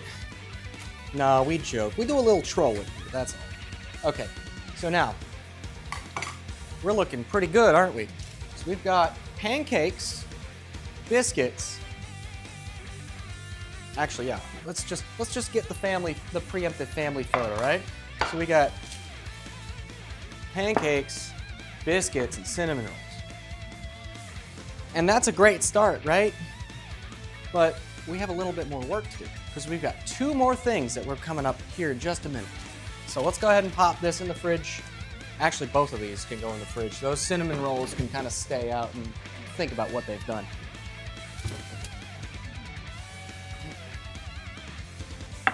So we got a little bit of extra work to do. Let's look at, wait.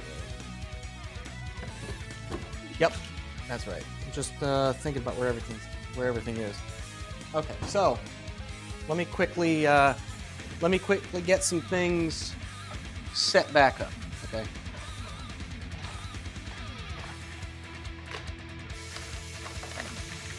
I just have to clean up my station a little bit, make sure everything's looking good.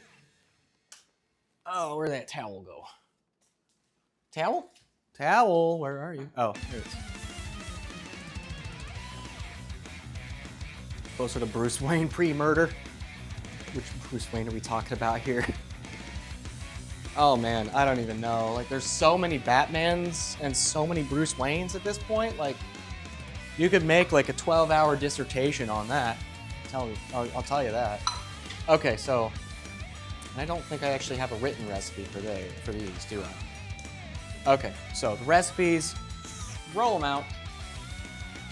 Don't worry about the recipes anymore. So, and I don't need you. Only you. So, first thing, so we've got 2 more things coming. How much time do we got? About 10 minutes. It's about 15 minutes. So, actually, if that's brushed off properly, I could just put that away. Yeah. And then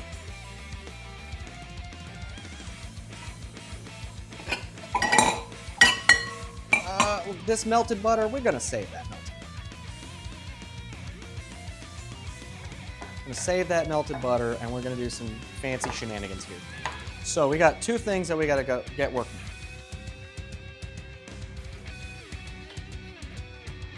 So next up, we're doing another special one. This is a bit of a traditional French breakfast, and we've got a few special things for it. But the first things first. Where's my stuff? Babe, where's my super soup? Shallot. What? Oh, I see. Okay.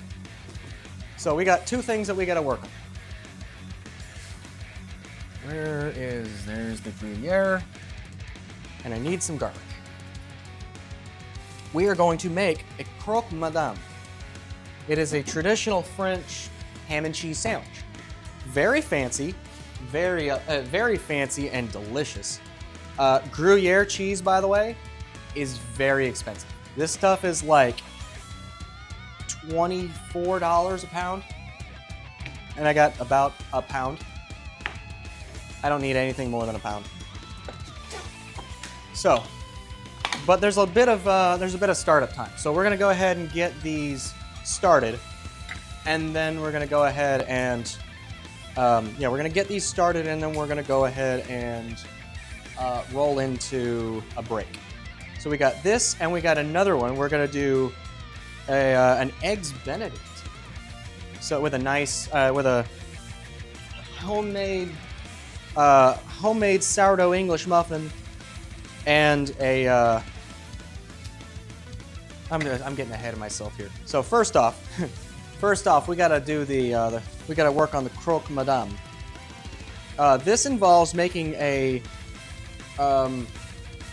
Mornay Gruyere cheese sauce. So we'll start with some shallot, some garlic in a pan. I'm going to do this in the big pan here. And we're going to take this. Let's see. We're going to get these nice and finely minced, so I really don't have to worry about blending the stuff in. So what we do is we take garlic and shallot, and we're gonna get them nice and finely minced. And we're gonna simmer them in a pan until we get some nice color on them. They're nice and soft and starting to caramelize. And then we're gonna add a little bit of white wine, and we're gonna reduce that down until it reaches all set. It's a French term that means, essentially that means that you're cooking it down until it's like there's nothing left in the pan. It's basically just a syrup. So. And that's really how you get the flavor out of it. The white wine is there just for the flavor. And then we're gonna go ahead and at that point add in all of our cheese and we're gonna add in all of our cream and then mix that in and let that get warm. And then add in the cheese sauce, let that melt. Add the cheese in and let that melt. So we're gonna probably do about half of that, one of those.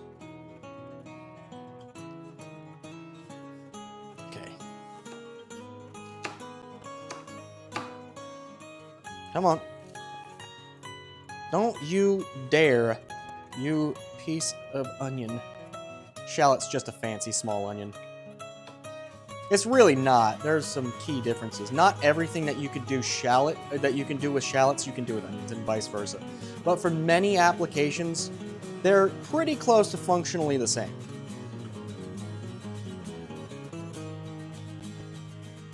That's actually probably close enough to good.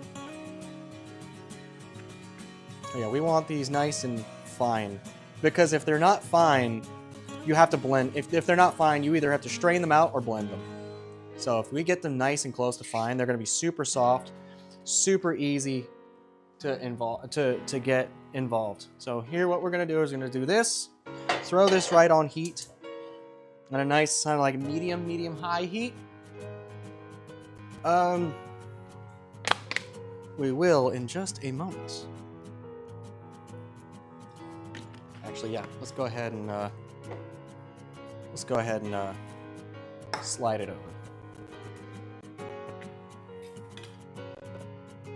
And we're gonna go on a magical journey, chat. Nightmare's Gotta Run. Make a 12-hour dissertation on Batman's father for your channel. I'd watch it. Have a wonderful stream and hope your breakfast for dinner turns out delicious. So, say hi to Mr. Cinnamon Roll. And goodbye. Yeah, we're only doing this so I can show you guys, and then we'll move it back over to start the stuff for the hollandaise.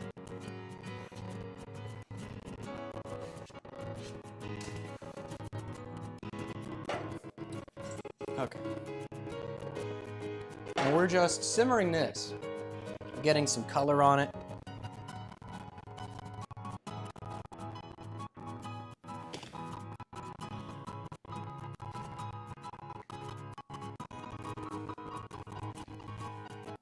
That's the wrong one? Nope. It is the wrong one. Son of a bitch. That's fine. It'll live. Okay. And yeah, so you can see what we're doing is we're just going to start this nice and easy. Start that nice and easy. And we're going to go ahead and let that simmer and caramelize for just a second. And then we're going to be adding some nice white wine. This is a bit of an older bottle because I don't really drink white wine at all. I kind of only use it for recipes.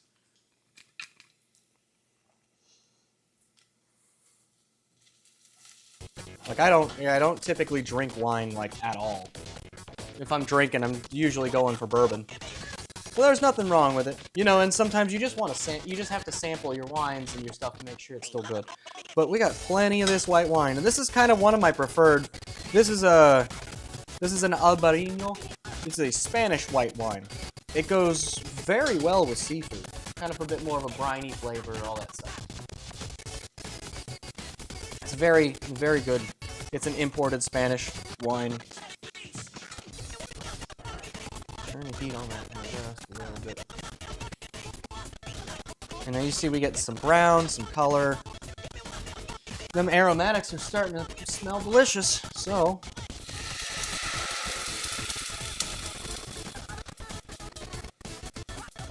Okay. Deglaze that with the white wine. Let that come up to temperature.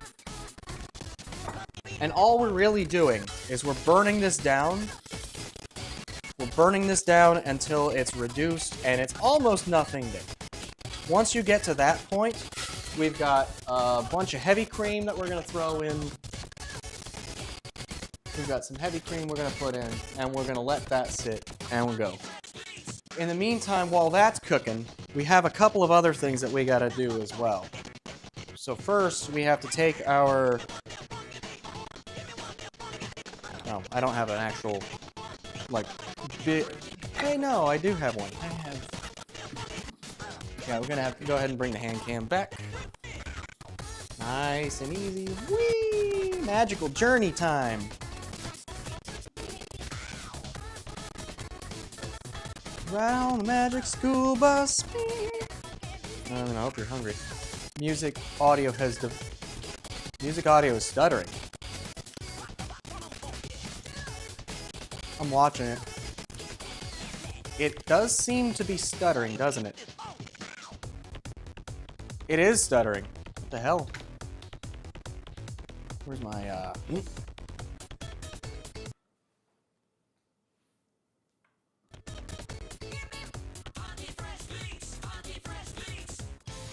Switch to the next song. No, it's weird. Spotify is... I don't know if it's Spotify or OBS. That's really strange. Oh yeah, so all we're doing here now, because this is Gruyere. It's a very nice fancy cheese. This is cheese from Switzerland. This is basically Switzerland's version of Swiss cheese. Or I guess I should say Swiss cheese is America's version of... That's actually pretty close, isn't it? That's getting there. It needs a little more time. But yeah, so you take the rind off, because you don't need the rind. The rind is actually not edible on this one. And then all we're doing is just taking this, and we go... And we just take our cowbell. It needs more cowbell.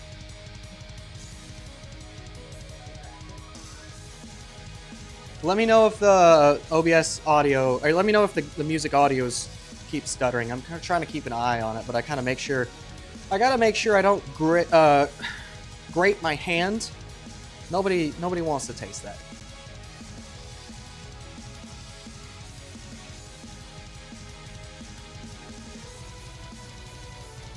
Nice and easy. And we'll do this Oh, that smells good. Are we there? Yeah. So now you can see while we're at it. This is kind of reduced down to basically nothing in that pot. All that, and you get those nice smells. So without going back over there while we're still grinding, we need about a half a cup or so for the cinnamon rolls. So we'll just go ahead and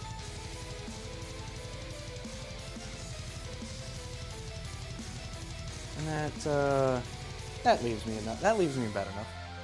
So all we're doing now is we're getting this nice and hot so that the cheese will melt right in. And with the way this is, all that's nice and soft and small cut. So we'll just throw that back on heat. Let that come up to temperature while we keep grinding. The grind never ends, folks.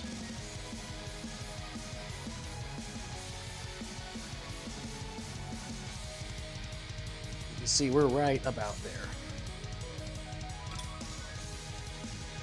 There. Okay, we're right down to that on that side. Let's just get this side. Okay, and that is...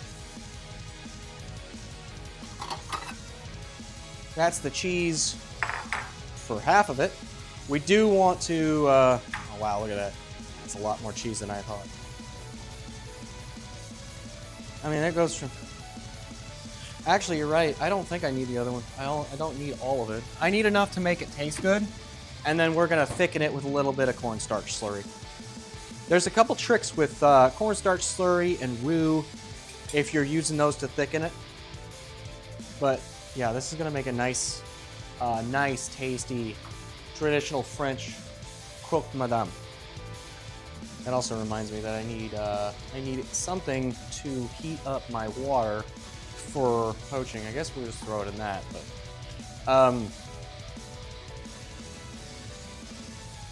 in the meantime though, we do actually need to start on that too. Where's my jar of... Alright. So here, when you're making hollandaise sauce, you start with butter and egg yolk. What's up?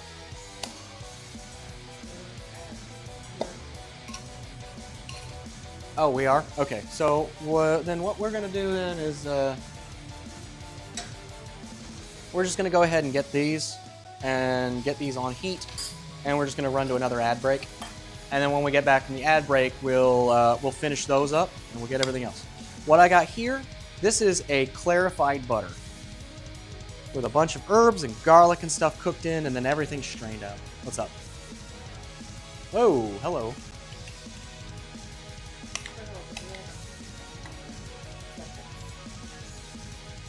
Oh, well, you know what? Okay, go ahead and just hit the ad break button. We'll see you guys on the other side. Here,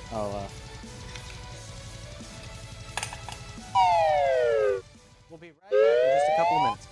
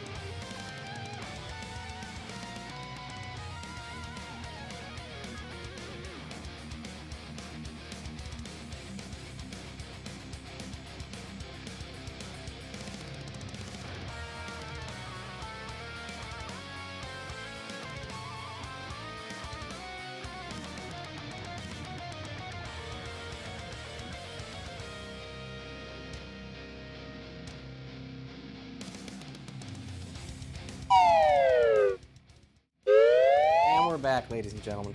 While we were gone, this stuff got right up to heat. Like, this is exactly where we want it. So what we're gonna do now, we're gonna take our Gruyere and carefully mix that bitch in, just like that. We want that to melt. And if it's not thick enough afterwards, then we can thicken it a little bit more.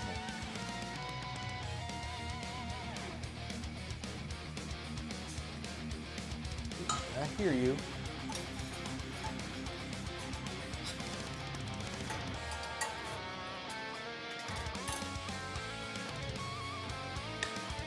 We want that nice. We want it nice and thick, flavorful. We can finish it with a little bit of salt and pepper once it's good. But yeah, you can see that cheese melting in nice and well. In fact, I think as thick as this is getting, we'll just add a touch more cheese and it'll be thick. We won't need to.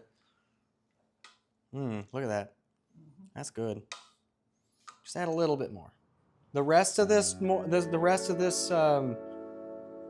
Gruyere we will use for the croque madame itself. It's a nice, fancy layered French sandwich. It's essentially a fancy ham and cheese. And boy, is it a delicious ham and cheese. It's got a lot on it. And then you top it with an egg. Speaking of, yeah, I got 3 eggs left, and I'm gonna have to use all 3 of them.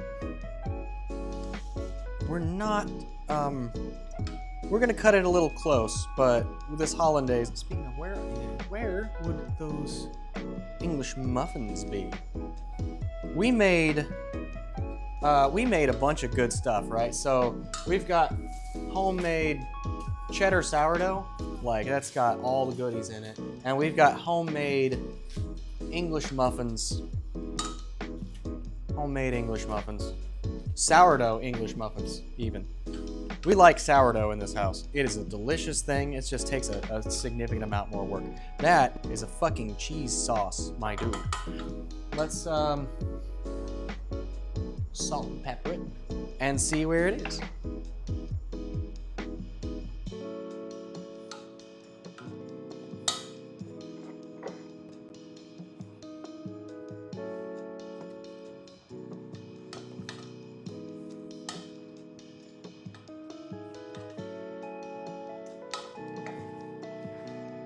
Nice and easy. Also, I just remembered, I don't know how many people have been claiming bread clips, so that's something I forgot. But you get your first one right there. And we've been on hand cam a lot more than usual lately, so let's see.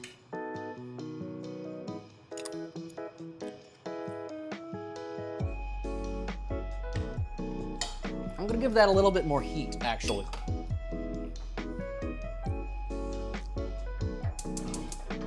Give that a little bit more heat to help it melt that cheese back in.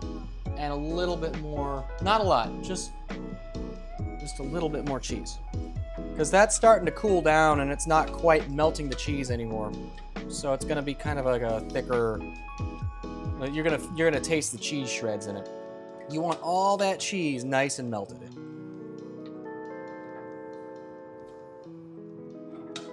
Just a quick little bit of heat. Nice and easy. In the meantime,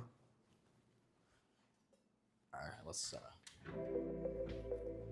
In the meantime, we've also got our melted butter. We're going to add to our other butter.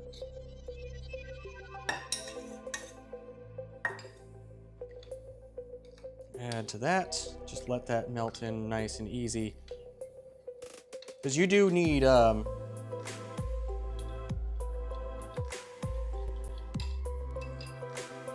Like that needs to be warm and melted, so it emulsifies into the egg yolk.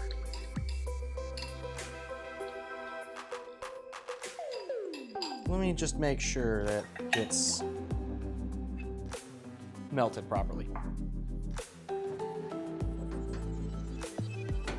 All right, that should be good now. And that's back to nice and steamy and melting.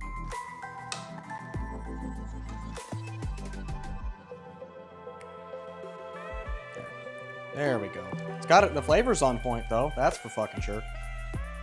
Nice, cheesy, fancy Swiss cheese. No, it's Swiss. Yeah, honestly the closest. If you don't have Gruyere, Swiss is kind of like the low quality alternative. It's like the American bastard child of fancy French cooking. It really is. It's kind of funny just how desperately bastardized Americanized food can really be. It's kind of funny. Like you go to a Panda Express, that shit ain't Chinese. Good luck. Good luck. That's not at all like proper Chinese. There we go. Now I could actually thicken that if I wanted to, but really this is just kind of like, this is nice. It's a nice, pretty thick cheese sauce. We're gonna sit this aside. And then what we're gonna do is we're gonna take, what's that? Oh yeah, that's right, I forgot. It's also time. We're gonna pop these bad boys in the oven. These are gonna take about 25 to 30 minutes. So but we've got other stuff that's about to go in as well. And I think that we really can get everything else done in about 30 minutes. So we're gonna set this on a 10-minute timer so that we can put the biscuits in afterwards. All of this is gonna bake at 350 degrees. So we're gonna go ahead and just kind of smash these together a little bit. Yeah, you can see these are starting to,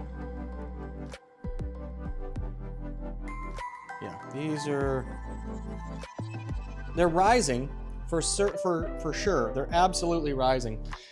You take for this, you need about a half a cup of heavy cream. You just pour this right over top and it immediately just go in.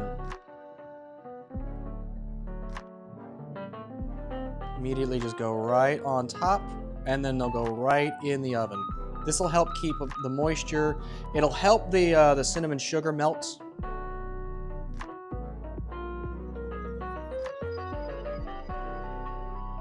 Yeah, you don't want to go too heavy on it. It's about a half a cup. It's not too much. You can pop that bitch right in the oven. And timer. 10 minutes. 10-minute timer. Mark it. There's actually a tiny bit left. I might put that in some coffee later. I actually don't mind that at all. So now we've got, I need my first big pocket on the front. I need my, that one. I need my serrated edge. Nope. It'll be a long black sleeve. I need my bread knife. Because what we're gonna do now, we're gonna have a little bit of fun with these. Yeah, that one. This big boy. So, we have a few things that we're working on. These ended up great, right? These were delicious. Look at that. That's a perfect English muffin. That is a perfect English muffin. And then these, we got this. Take a couple slices out of that. We'll have those set there for later. Panda Express is a total no-go for you. How much dextrose and dextrin's in there? Yeah, no, artificial preservatives are awful. They're not good for you and they don't really help anything. Artificial flavorings like that just don't, they don't work. Okay, so in the meantime, we've also got to work on our hollandaise sauce. First things first, let's go ahead and take, that's a little warm still.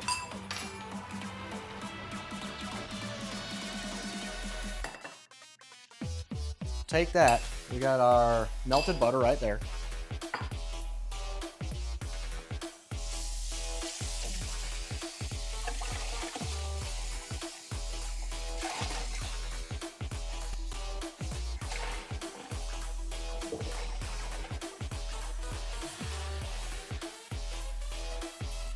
And I need, I actually do need this clean shit. Let's be quick about it.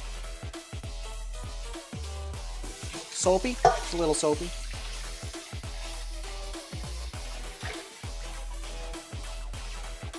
Okay, now we're good.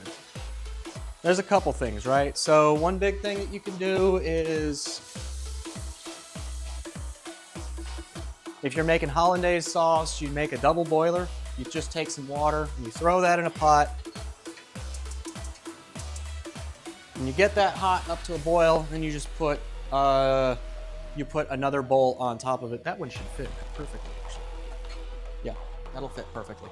And then it's a good way, a double boiler like that is just a really excellent way to kind of maintain your temperature. Because steam, for people that don't know like the physics behind steam and phase changes, at 1 atmospheric pressure, right? So at just like under normal circumstances, the temperature of water, when it's changing phases from water to steam, it doesn't matter how much steam, how much gas versus liquid there is, at every single point in that change, it will be 212 degrees. So you don't have to worry about it. Like if there's liquid in it, then it's gonna be 212. If it's completely steam 100%, then it might go above. And of course, this all changes if you try to change the pressure, right? So there's whole graphs in there. I believe they're the Mollier diagrams. You could look it up. All right, wait. Whoops. Oh no, shit. Trash can. I don't have any egg. I just need the yolk. No yolks. I'm about to be screwed. I just need the yolk. I was almost screwed there. That was almost bad because I don't have any extra eggs. Someone would have to go and pay through the nose for that extra 6-pack of eggs, and I can't do that. So I'm gonna deal with it. So there you go. 1 egg yolk, no white. All right. When you're doing hollandaise, there's a little bit of room for kind of some play, some funny things that you can do.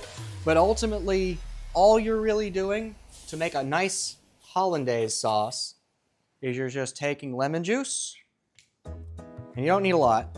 You're just taking lemon juice, an egg yolk, a little bit of Dijon.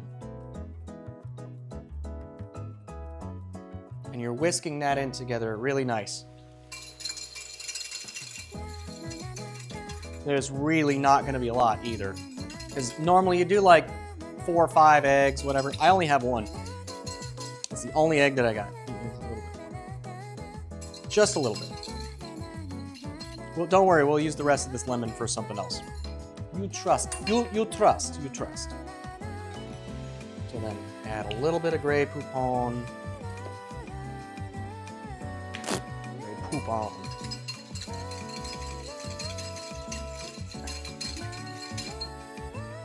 And what we're doing is we're creating an emulsion. That's nice. That's good enough. Okay. That's close enough to steaming. And what we're doing is we're creating an emulsion. We want it to get a little bit warm carefully. And we take our clarified butter, we're going nice and easy.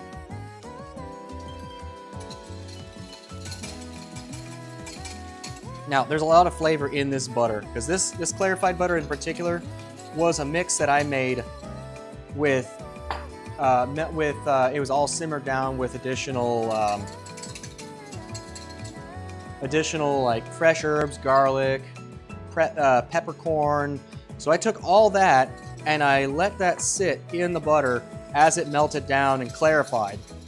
And before it turned into brown butter, we took that off heat and we filtered everything out. So all those butter, fat, solids, all gone. So all you're left with is all the oils from the herbs, pepper, and garlic, and a nice clean clarified butter. Of course, we added a little bit of that melted butter from earlier in there too. Let it not go to waste. All dextrose and other dextrins are additional sugar sources put into food, modified and heavily refined. Some of it's actually meant for medical purposes, like to stave off low blood sugar or medical grade laxative. Well, that explains a lot. And you can see this is starting to thicken slightly. We go a little bit deeper. Maybe this makes a little bit more hollandaise than I was expecting with that one yolk.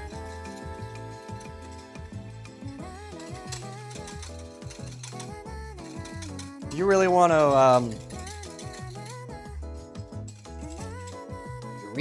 to keep this going too. So,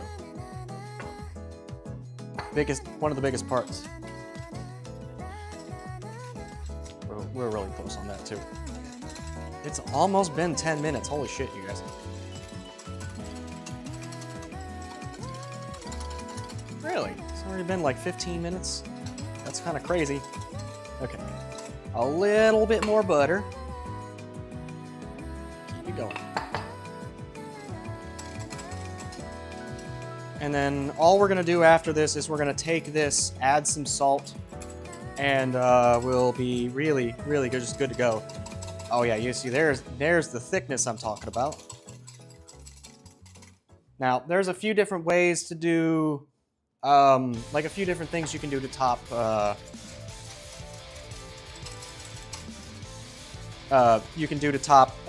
Eggs Benedict, right?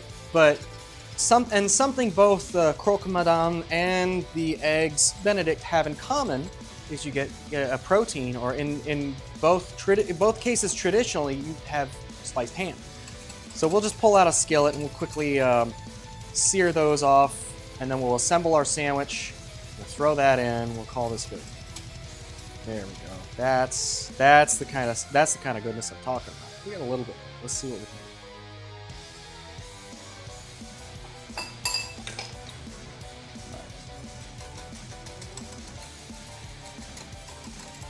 There we go. That's what I'm talking about. That's the good stuff. Go ahead and just a little bit. No pepper, because there's pepper oils already in the thing.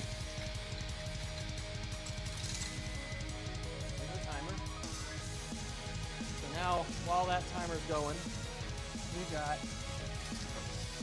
le biscuits. Biscuits have been sitting. Get all them flavors getting to know each other. We're gonna throw those right in, right next to it. Wow, those look great. Holy shit. Oh, those fluffed up. Wonderful. Holy hell. Okay. So in the meantime, we can take this off. But we're not done with this. What are you doing in there? Get out of there. Get out of there. We're not done with you. We're going to throw that back on, and we're going to add a little bit of vinegar. You don't need a lot. Well, I should just show you guys, right? So that wasn't a lot in the first place, but what we're doing now is we're going to go ahead and take some basic white distilled vinegar, add a little splash of that in there. It helps cook the egg when you're poaching eggs. And our last 2 eggs are going to go right in that mix when we're ready to go.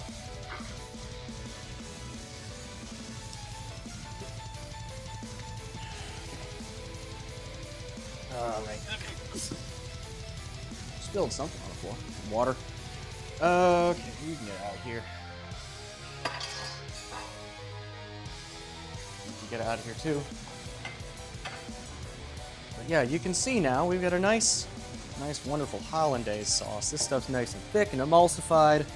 Give that a final taste test. Actually does need a little bit more salt. Not a lot.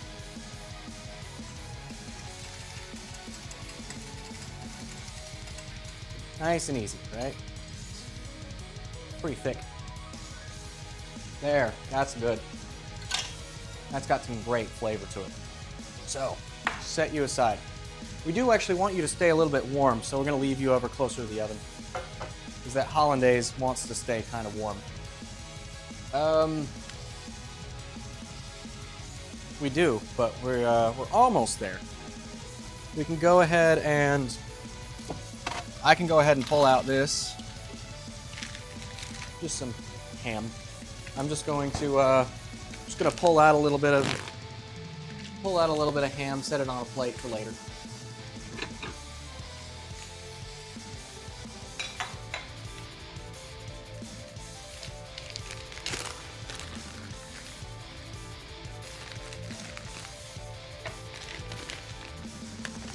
This isn't the super high quality stuff. You don't have to do the super extra high quality stuff. This stuff is actually one of my preferred brands of ham though. So, but what we're gonna do is we're gonna take this in a little bit and we're gonna do those. But we have a couple of things to do. So what's next? We got water heating up to poach eggs.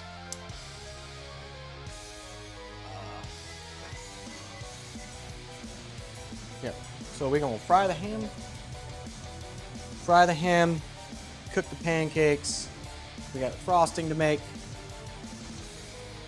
So actually, let's go ahead and just get on the frosting. You're right, then that's the next step. Okay, and again, you like prep bowls versus other small bowls. Where's my vanilla too? I got that right here. So there's plenty that you can do.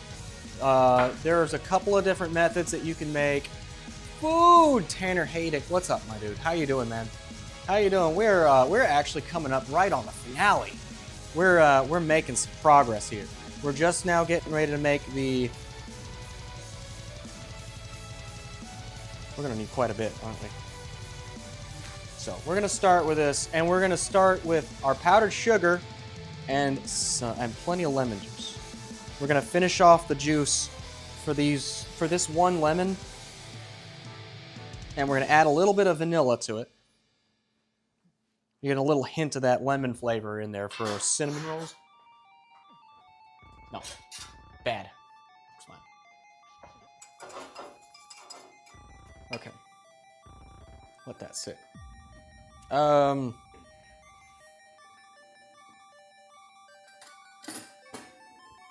So and when you're doing a simple powdered sugar glaze for these, like that's actually that's actually about as much, yeah, just the rest of that one lemon. 1 1/4 cups. I'll add a little bit more to it. But we're gonna add a tiny touch of vanilla paste to this as well. Really pump that flavor. Come on, get out there. Get out. There we go. Just gotta talk bad to it. Let it know it's been naughty. We will add a little bit more powdered sugar. These cinnamon rolls, I'm gonna have to actually go look and rotate them, I think. Yeah, so you start with plenty of plenty of powdered sugar, confectioner sugar, and you just keep adding water or liquid in tiny amounts until it's ready. And that's it. That's all you do. There's plenty of other recipes that you can do. Like if you go to Cinnabon, what you're looking at at Cinnabon is a cream cheese glaze, which there's nothing wrong with, right? And that's delicious too. But this is really just the simpler option, and it's perfectly delicious. What you got? Oh, plenty of. I changed from 32 to 31 and thought we were on a second countdown again. Oops. Oh, good. Oh, we can do all the rest of this in 30 minutes. Okay, we're gonna add a tiny little touch of water. And I mean a tiny bit. Literally just drops out of the thing. Okay, and our water poach, actually need to add a little bit more water to that. Don't want that to burn down. Laugh. Sometimes at work we'll be sitting there doing things, and someone will forget that they had a pot of water on for a specific something. Someone will turn around and be like, "Hey, who had the water reduction?" It's like, "Oh fuck," because that's just what happens. Your water's reducing. Oh, all right. Yeah, your water's just reducing, and that's it. So there we go. A nice powdered sugar glaze. And that too, with the lemon in it. That's amazing. That's great. That's a nice, bright flavor right there. So we got that set aside. We got cinnamon rolls, biscuits in. We've got our pancake batter ready to go. So now we get to assemble things. Oh, yep, we got a, nope, not there. Where is it? It's right here. Just take our frying pan. All we're gonna do is we're gonna simmer that, and then, I think we're actually just about ready. Almost. We're almost ready. Let's go ahead and have another magical journey. Let's have another magical journey. Whee!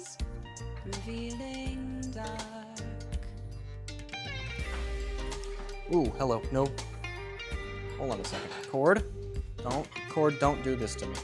Don't you dare.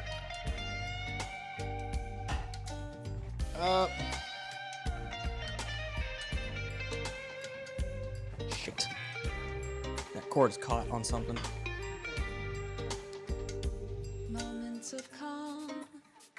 If we have to, we can always, A mirror right in front of me. yeah, there we go. That's I just gotta where step over I my cable.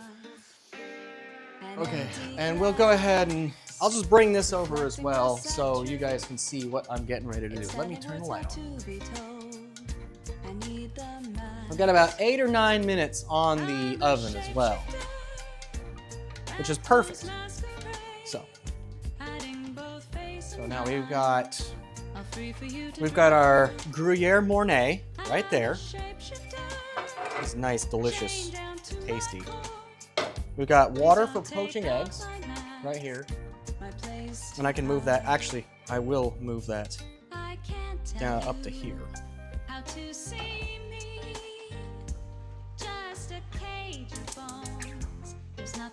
And we're not doing much with this, right? So this is all that this is right here. What's that? It did. Get that up to heat.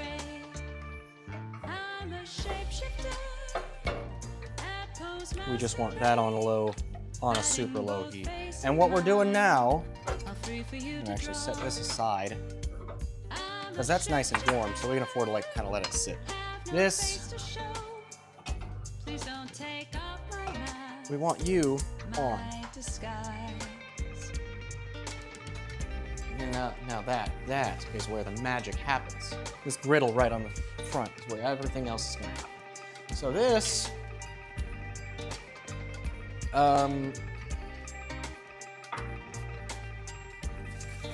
actually, no, let's just do butter. Let's make it butter.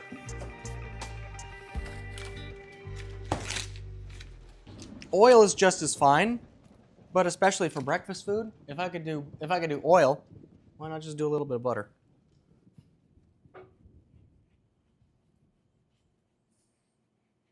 And we'll reuse that butter here in a second for the next steps. So what we're doing here now, we're gonna sear these off. Once this finishes getting up to temperature, because it's kind of on a medium right now, these will toast up really nice and pretty. In fact, let's go ahead and do both of these at the same time. Do that. Because you want to get a really hard toast on both of these, right? So. Oh, I heard that. Uh-oh, what was that? Oh, mother. Oh, where's my... Hold on a sec, sorry. Are you fucking kidding me? What's wrong? Did you... Ah, hand cam, please. Please? Okay. Now, let me... Okay. Hi.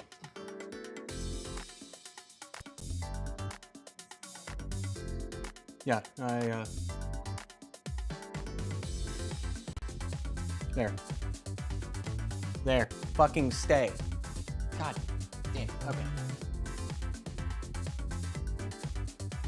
The hell is wrong?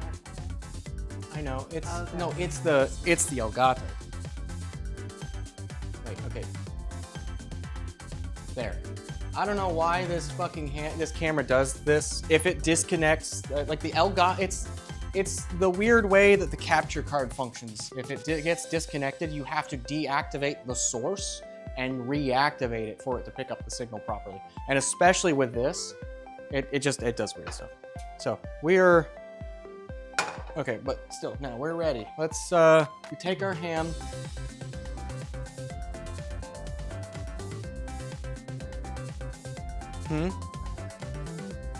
No, the ham's actually fatty enough that the ham and beef are generally fatty enough that you can just kind of throw it in the pan and call it good. But really, that's not what I'm worried about. More or less, what I'm worried about is, yeah, actually, yeah, let's just do this instead. What's that?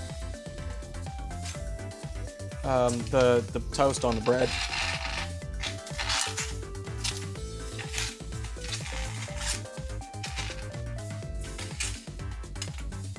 Now, that's what I'm talking about with this ham. Look at that.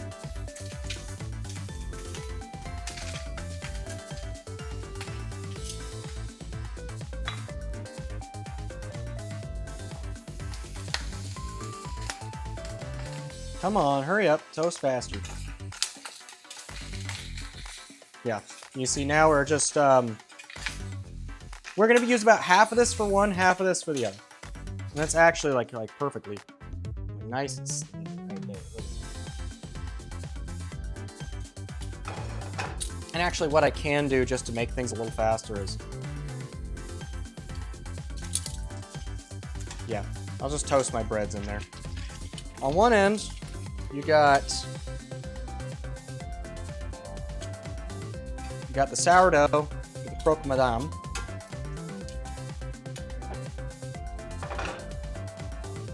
The other, we got these, which actually is still, yeah, that's getting warm. You can feel it. It's getting hot in the center. It's just not quite there.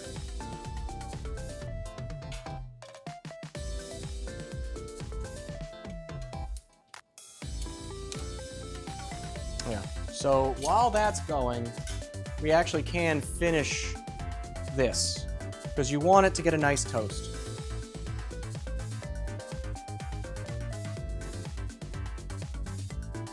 This being a fancy French, a fancy French ham and cheese. The French really know how to party when it comes to food, I will tell you that. So you're gonna give this a little bit of Dijon, top and bottom.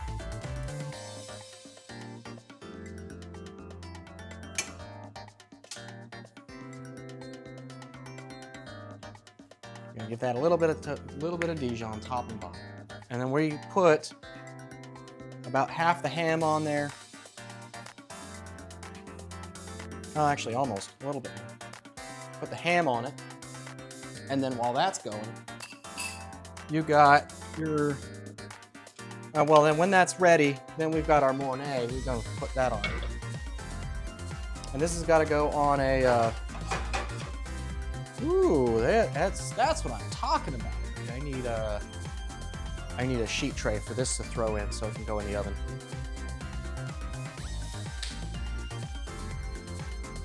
So what we're doing now, take our sheet tray, throw some parchment back on it. Thank you, Ra, for the 5 more bits. I really appreciate that. Thank you so much. So what we do here now, take this, put this on here. Are you ready? Almost. It's definitely getting warm. Okay, it's starting to toast. So we take this, and we're gonna throw on,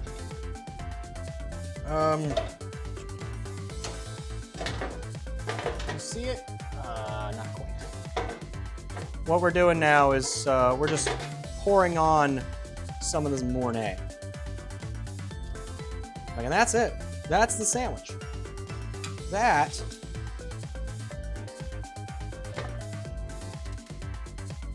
oh, I forgot the best part. Are you serious? I saw that happen in real time. The fuck? Okay. It's not that it's getting hot. It's... I need to... I don't know what's going on. Yeah.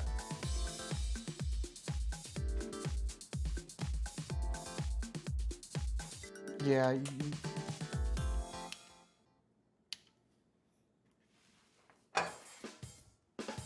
Okay, I don't need you anymore.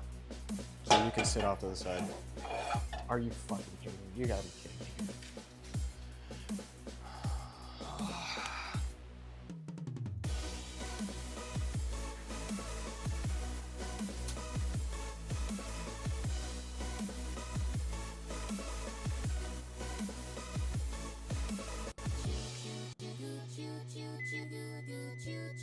I'm so sorry, guys.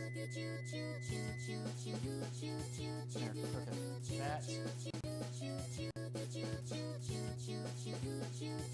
Alright, finally. Okay, fine, fuck you.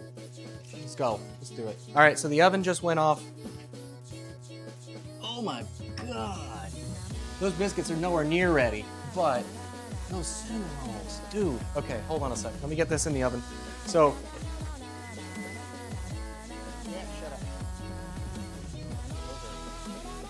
those are nice. Those are nice and toasted. So, our sandwich. Our sandwich right there. That is our that is our fancy French sandwich. That go in the oven. I'm gonna give that a 5-minute timer. I had hands, hot hands, hands.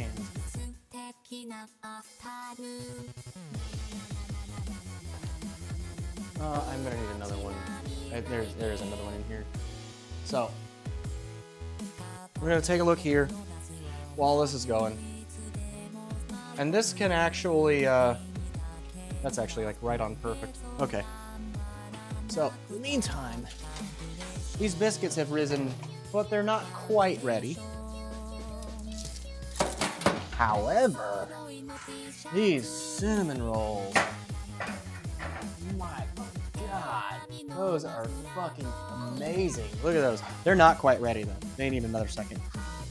Rotate them. Actually, let's switch this up. Let's switch them down to the bottom.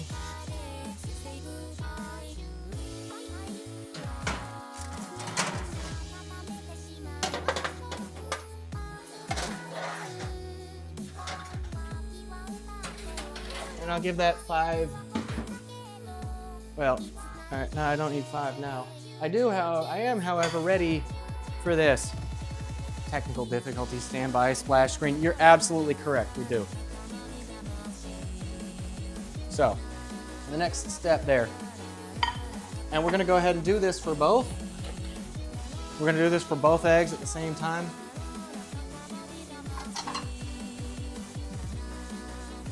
We're just gonna crack these eggs into a bowl, throw them in our poach water until they're done.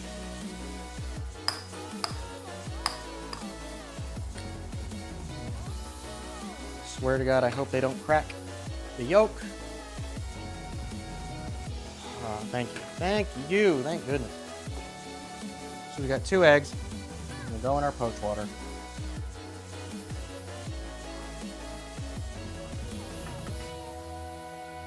And you just let that sit. That's really it. We do have to kind of be a bit careful with them, but eventually they will come out. One of them is gonna go on, let's see. And then the last thing, the only thing I have remaining for those, chives. We're gonna do one last thing for our sandwich and our eggs Benedict. We got some chives, some fresh cut chives that we're gonna slice up. Eggs Benedict, you'll see eggs Benedict get paprika on top, a little extra color, which is nice. I don't think I'm gonna do that one though. I think we're just gonna settle with doing the chives. Oh shit, they kinked these really hard.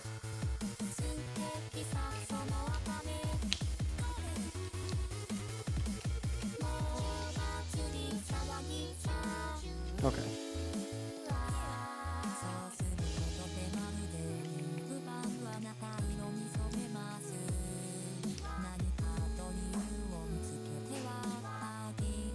Yeah, normally with these, normally the eggs will also have, like the water would be at a rolling boil, but this this stovetop doesn't seem to get as hot.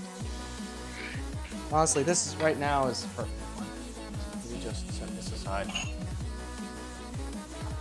And those are almost there. You can kind of see them go in real time. They go quick. Eggs cook pretty fast, especially outside the shell. Okay.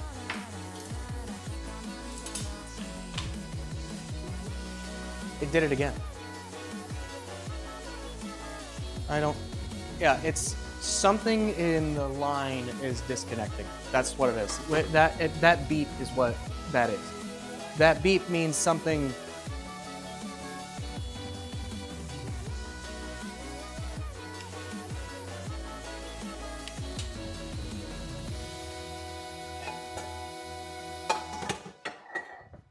I swear to God. Okay. Okay, and I think those eggs are about as close to perfect on poach as we can get. Yeah, USB mode mass storage, yada yada yada. I'm sorry. I'm sorry. Are you fucking... No.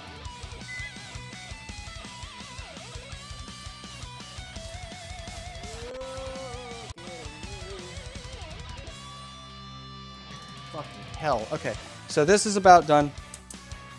Let's look at our goodies. I have this. So.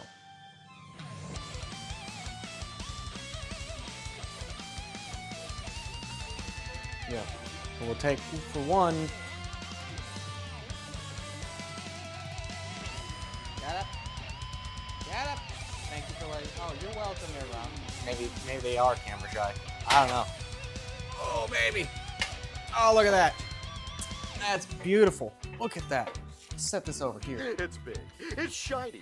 It's a pure silk, air-conditioned, That's a fucking chocolate-covered, solid gold, tax-free, extra cheese, double D, Let's, finger-licking lap dance of wow! But enough about that. So, let's go ahead and one. So normally, like, each half would get one, but I've only got, I only have just enough. So, oh yeah, this sandwich as it is right now, this is a croque monsieur. So when you add the egg on top, it becomes a croque madame.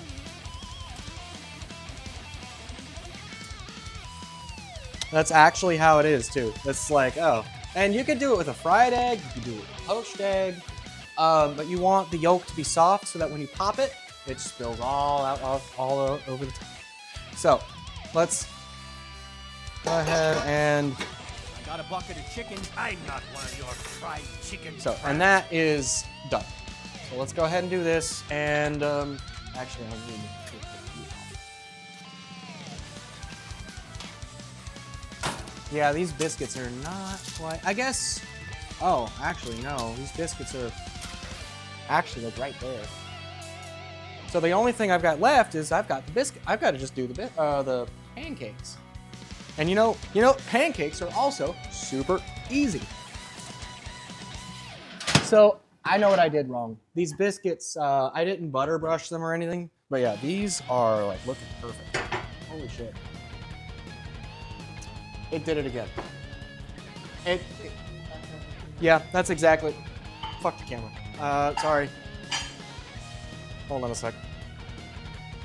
Okay, so we'll just turn you off. Try not to trip on the cord. I'll figure out what's going on. I'm probably going to need a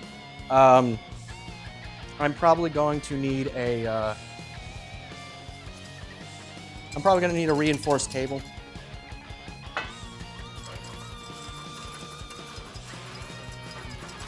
Quickly. Okay. I'm just gonna leave that to sit while that goes. But, so this hollandaise, yay tech issues. It's stuttering again. That camera's stuttering again. What's going on? What the hell's going? Why? You know what? No, I don't care anymore. We're just.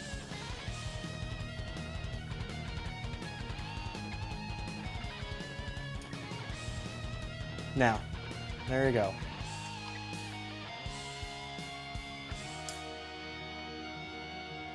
Fresh chive on top of both of these. We set these away. This one, we'll go ahead and take this out off of its tray.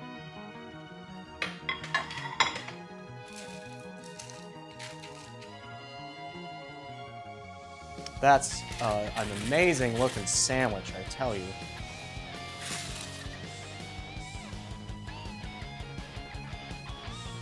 I actually do need this back too. That's funny.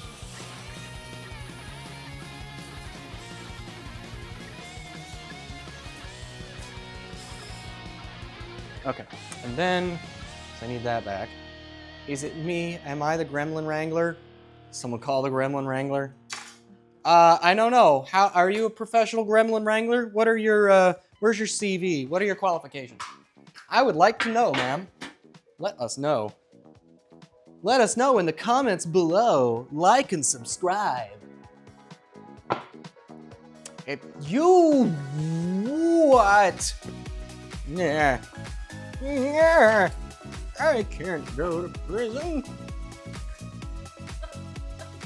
So we got one last thing. These, yeah, they're pale on top, but they've got the layers and they've got the color. Yeah, that's my mistake. That I should have brushed the butter or egg wash or something on the top so that when it goes in, it has something to catch and it'll brown much better. But the layers, you can even see the layers. Like I guess the camera's being fucky, huh? It's just like, hey, guess what? Technical difficulties. Okay, so last step. The revenge of the pancake batter. Technical. Oh, those rolls any want. Breakfast ghosts. I don't know. I don't know anymore. Do I have a cinch scoop? I have a small one.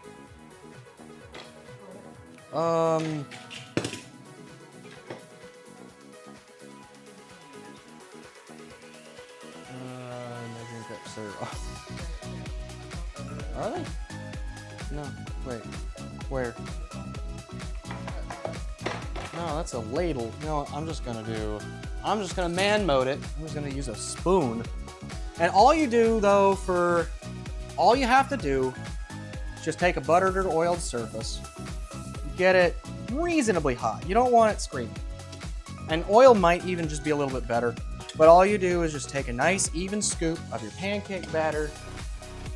And you just go in one nice heavy dollop. And that'll even out. You can see it's kind of just flattens out. Yeah. Oh no, my egg yolk fell off.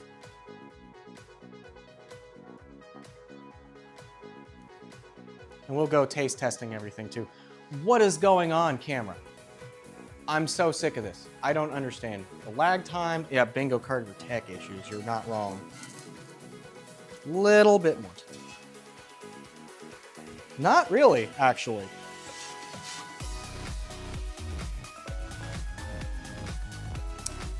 Yeah, I'm teleporting. I don't know what's going on. We're almost done, right? I will get a family photo of the biscuits. Actually, in fact, while that's cooking, let's go ahead and just say, hey, look. There's layers. You can actually see the layers really well. But yeah, these are great with jelly. Oh, hey, another hint. No, I have a lovely assistant with me.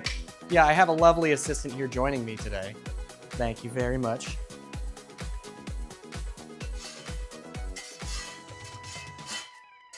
Okay. Oh yeah, there we go. Pancake. We do one, we'll do a second one, and then we'll call it a day. In fact, that's on a little too high.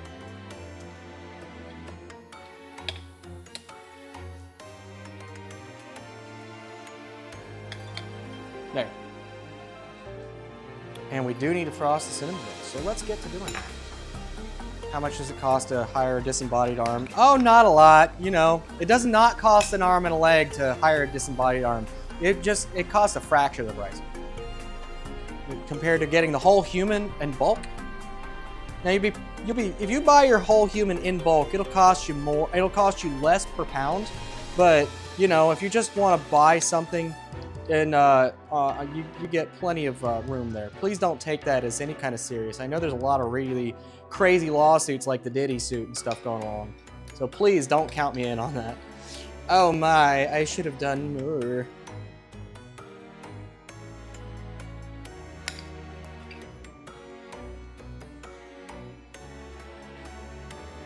Yeah, I definitely should have done more. Oh, that's a big one. Oh, that's a big one. Look at that. I wish my hand cam was working properly. And this is where I'd put my hand cam. If I had one! I gotta figure out what's going on. I bet I know what the issue is, and it's just gonna involve me getting a more sturdy USB cable for it. Because the one that I have seems to just not be working. Yeah, look at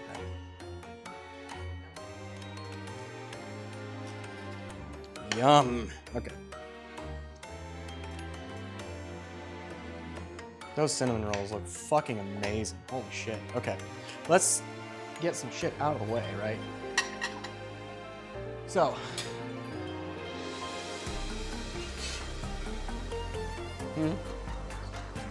No, we're looking good on that. Okay, so off with you. Off. Everything's off.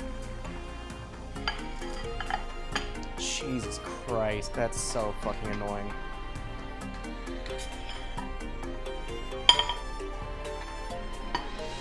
That is pissing me off to no fucking end. Sorry, guys. What's my time first off? 3 minutes. We can do it, but I need you to do me actually, give me a second. I can do this. So, there's a neat little trick Twitch has with its ads. Going to the Twitch tab and scrolling down on action. Snooze ads once for 5 extra minutes. And then we should be looking good. Okay, so now we've got nice, fancy, fresh biscuits.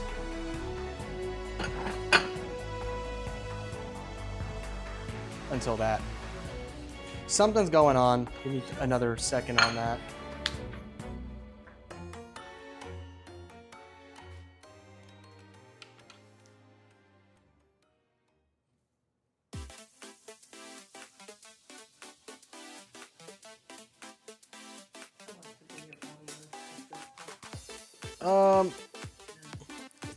There. Does that work? Seems like it's cleared up for now. Okay, so let's just go ahead and do this, get this out of the way. Yeah, so you got nice fluffy layered biscuits. Like, they're not as browned on top as I'd like, but these are certainly delicious. The biggest key, and like the kind of also why these are a little bit flatter, I rolled them a little bit flatter than I usually would. You want them pretty substantial. They will rise, but not like a super amount like these did. And you want, you know, you can put anything you really want on them, like jelly, or you can put like all kinds of stuff on them. So like jelly, sausage gravy is a personal favorite of mine, right? So then you out of the way too. We'll just make pancakes and biscuits. Speaking of pancakes, where did you go, you tasty little bastard? Maple syrup. Now these, like I said before, these are honey pancakes. So these are special. These have substituted honey in place of the sugar. Honey's a little bit sweeter than usual, so you can kind of swap those around in many recipes, not all of them. Some of them you need the sugar for structure. So you really need that dry sugar, whereas honey being sticky and all that kind of changes things. And of course, all natural, real maple syrup, 100%. You know that's butter. I don't need that much butter. That's a lot of butter. That's a lot of fucking butter, chat. I don't need that much butter. But you do put a nice fat pat of butter on your pancakes. Get that on there right. Pour some fucking syrup on that bitch. Look at that. There you go. So we got fresh made fresh made biscuits, buttermilk biscuits. We got honey pancakes, a croque madame, eggs Benedict, and last but not least, nice, fat, fluffy fucking cinnamon rolls. Look at that shit. Look at that. Holy shit. That is a fluffy. It's so fluffy. I'm gonna die. Holy shit. I love it. Look at that. Set you out over here. Taste testing time. First things first. Give me my camera. Come on. Yeah, I know you guys saw face. I'm sorry. You saw face. It's okay. It's okay. We'll live. I'm not touching that camera with my hands. What else are you gonna touch it with? Wouldn't you like to know? Give. Okay. Pop out. On. We get the family photo first, right? And I will absolutely.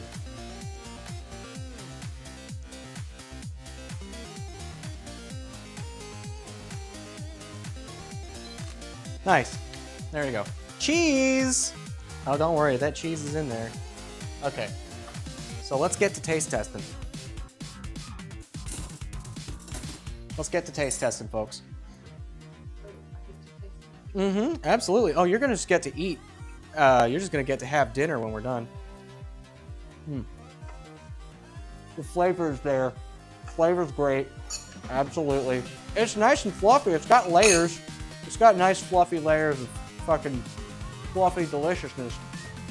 It's like a tasty cloud. See. Yeah. So, biscuit, pancake. I get to eat like a fat kid. When you know how to cook every day is fat kid day. There's syrup on a pancake, but you know what? Just for good measure, I'm gonna do more. More syrup. Those are good. Holy shit. Biscuits taste great. Biscuits have great flavor. These pancakes are delicious. God damn, yeah. Those honey pancakes, the honey and that tiny touch of vanilla in there go a long way. Definitely not enough. Here, you see. Okay. Cinnamon rolls. Cinnamon rolls. Look at that. They just fall right apart. Holy hell. Mm. Mm. Mm. Mm. Mm.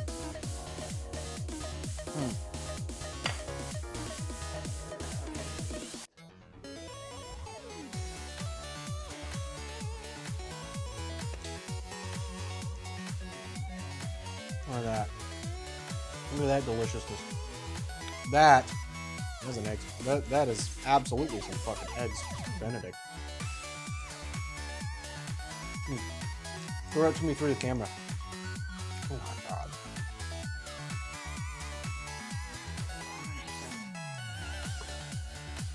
Oh, well, you saw what I did, right? Snooze the ads. I can fix it, actually. Alright. Scatter. One more. So we snooze the ads 5 more minutes. Yeah, that stuff's delicious. That stuff is great. Absolutely.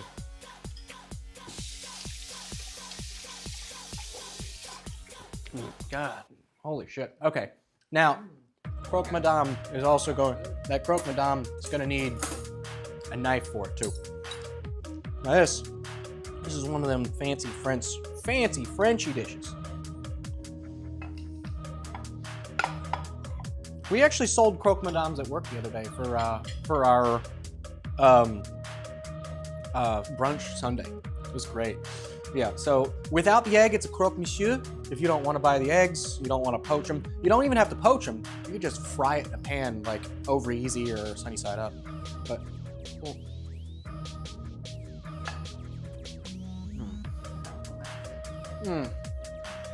That is delicious. When you pop the yolk, right? You get that on there too.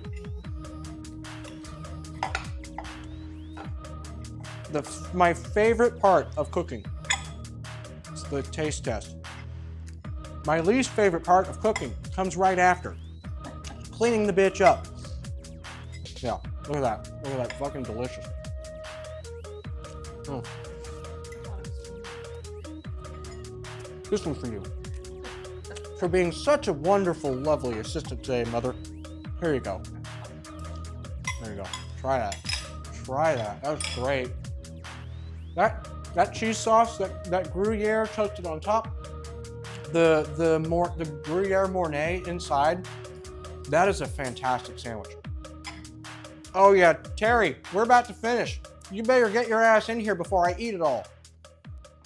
That being said, ladies and gentlemen, thank you guys very much for joining us. As you can see, we got a bit of a mess to clean up, but holy shit, this was delicious. I love doing, like, this is what I was thinking. We had, funny enough, we tried to do cinnamon rolls. We did like a sourdough cinnamon roll recipe.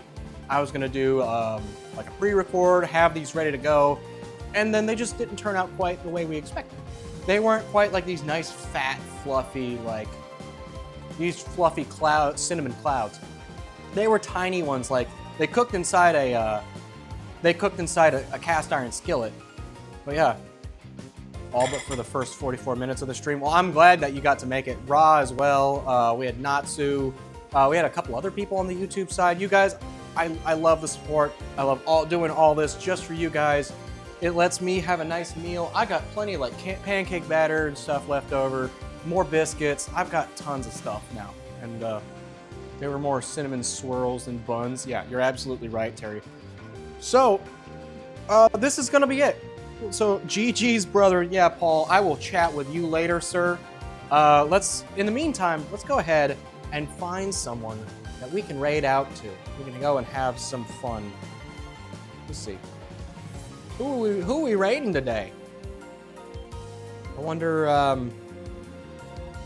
no, maybe. Oh, Jazzy? I don't know. No. It's big. It's shiny. It's a pure silk, air-conditioned, chocolate-covered, solid gold, tax-free, we haven't rated, extra cheese, double D, finger-licking lap Oh, wow. dance. Okay, there's some really good choices here, but I know who we're gonna raid. We're gonna raid Taku. Taku's a great guy. Taku's been through it and then some lately, and he's doing some shared Minecraft with friends. He's a good one. He normally likes to come around for the cooking streams. I guess he had to call some busy stuff today. But thank you guys again. Give me just a second, and we're gonna go ahead and raid out to him. You guys give him my best and share some of my cinnamon rolls with him, because you know he's gonna love it. Thank you guys again. Goodbye. Thank you so much. Have a good one. Auf Wiedersehen. See ya.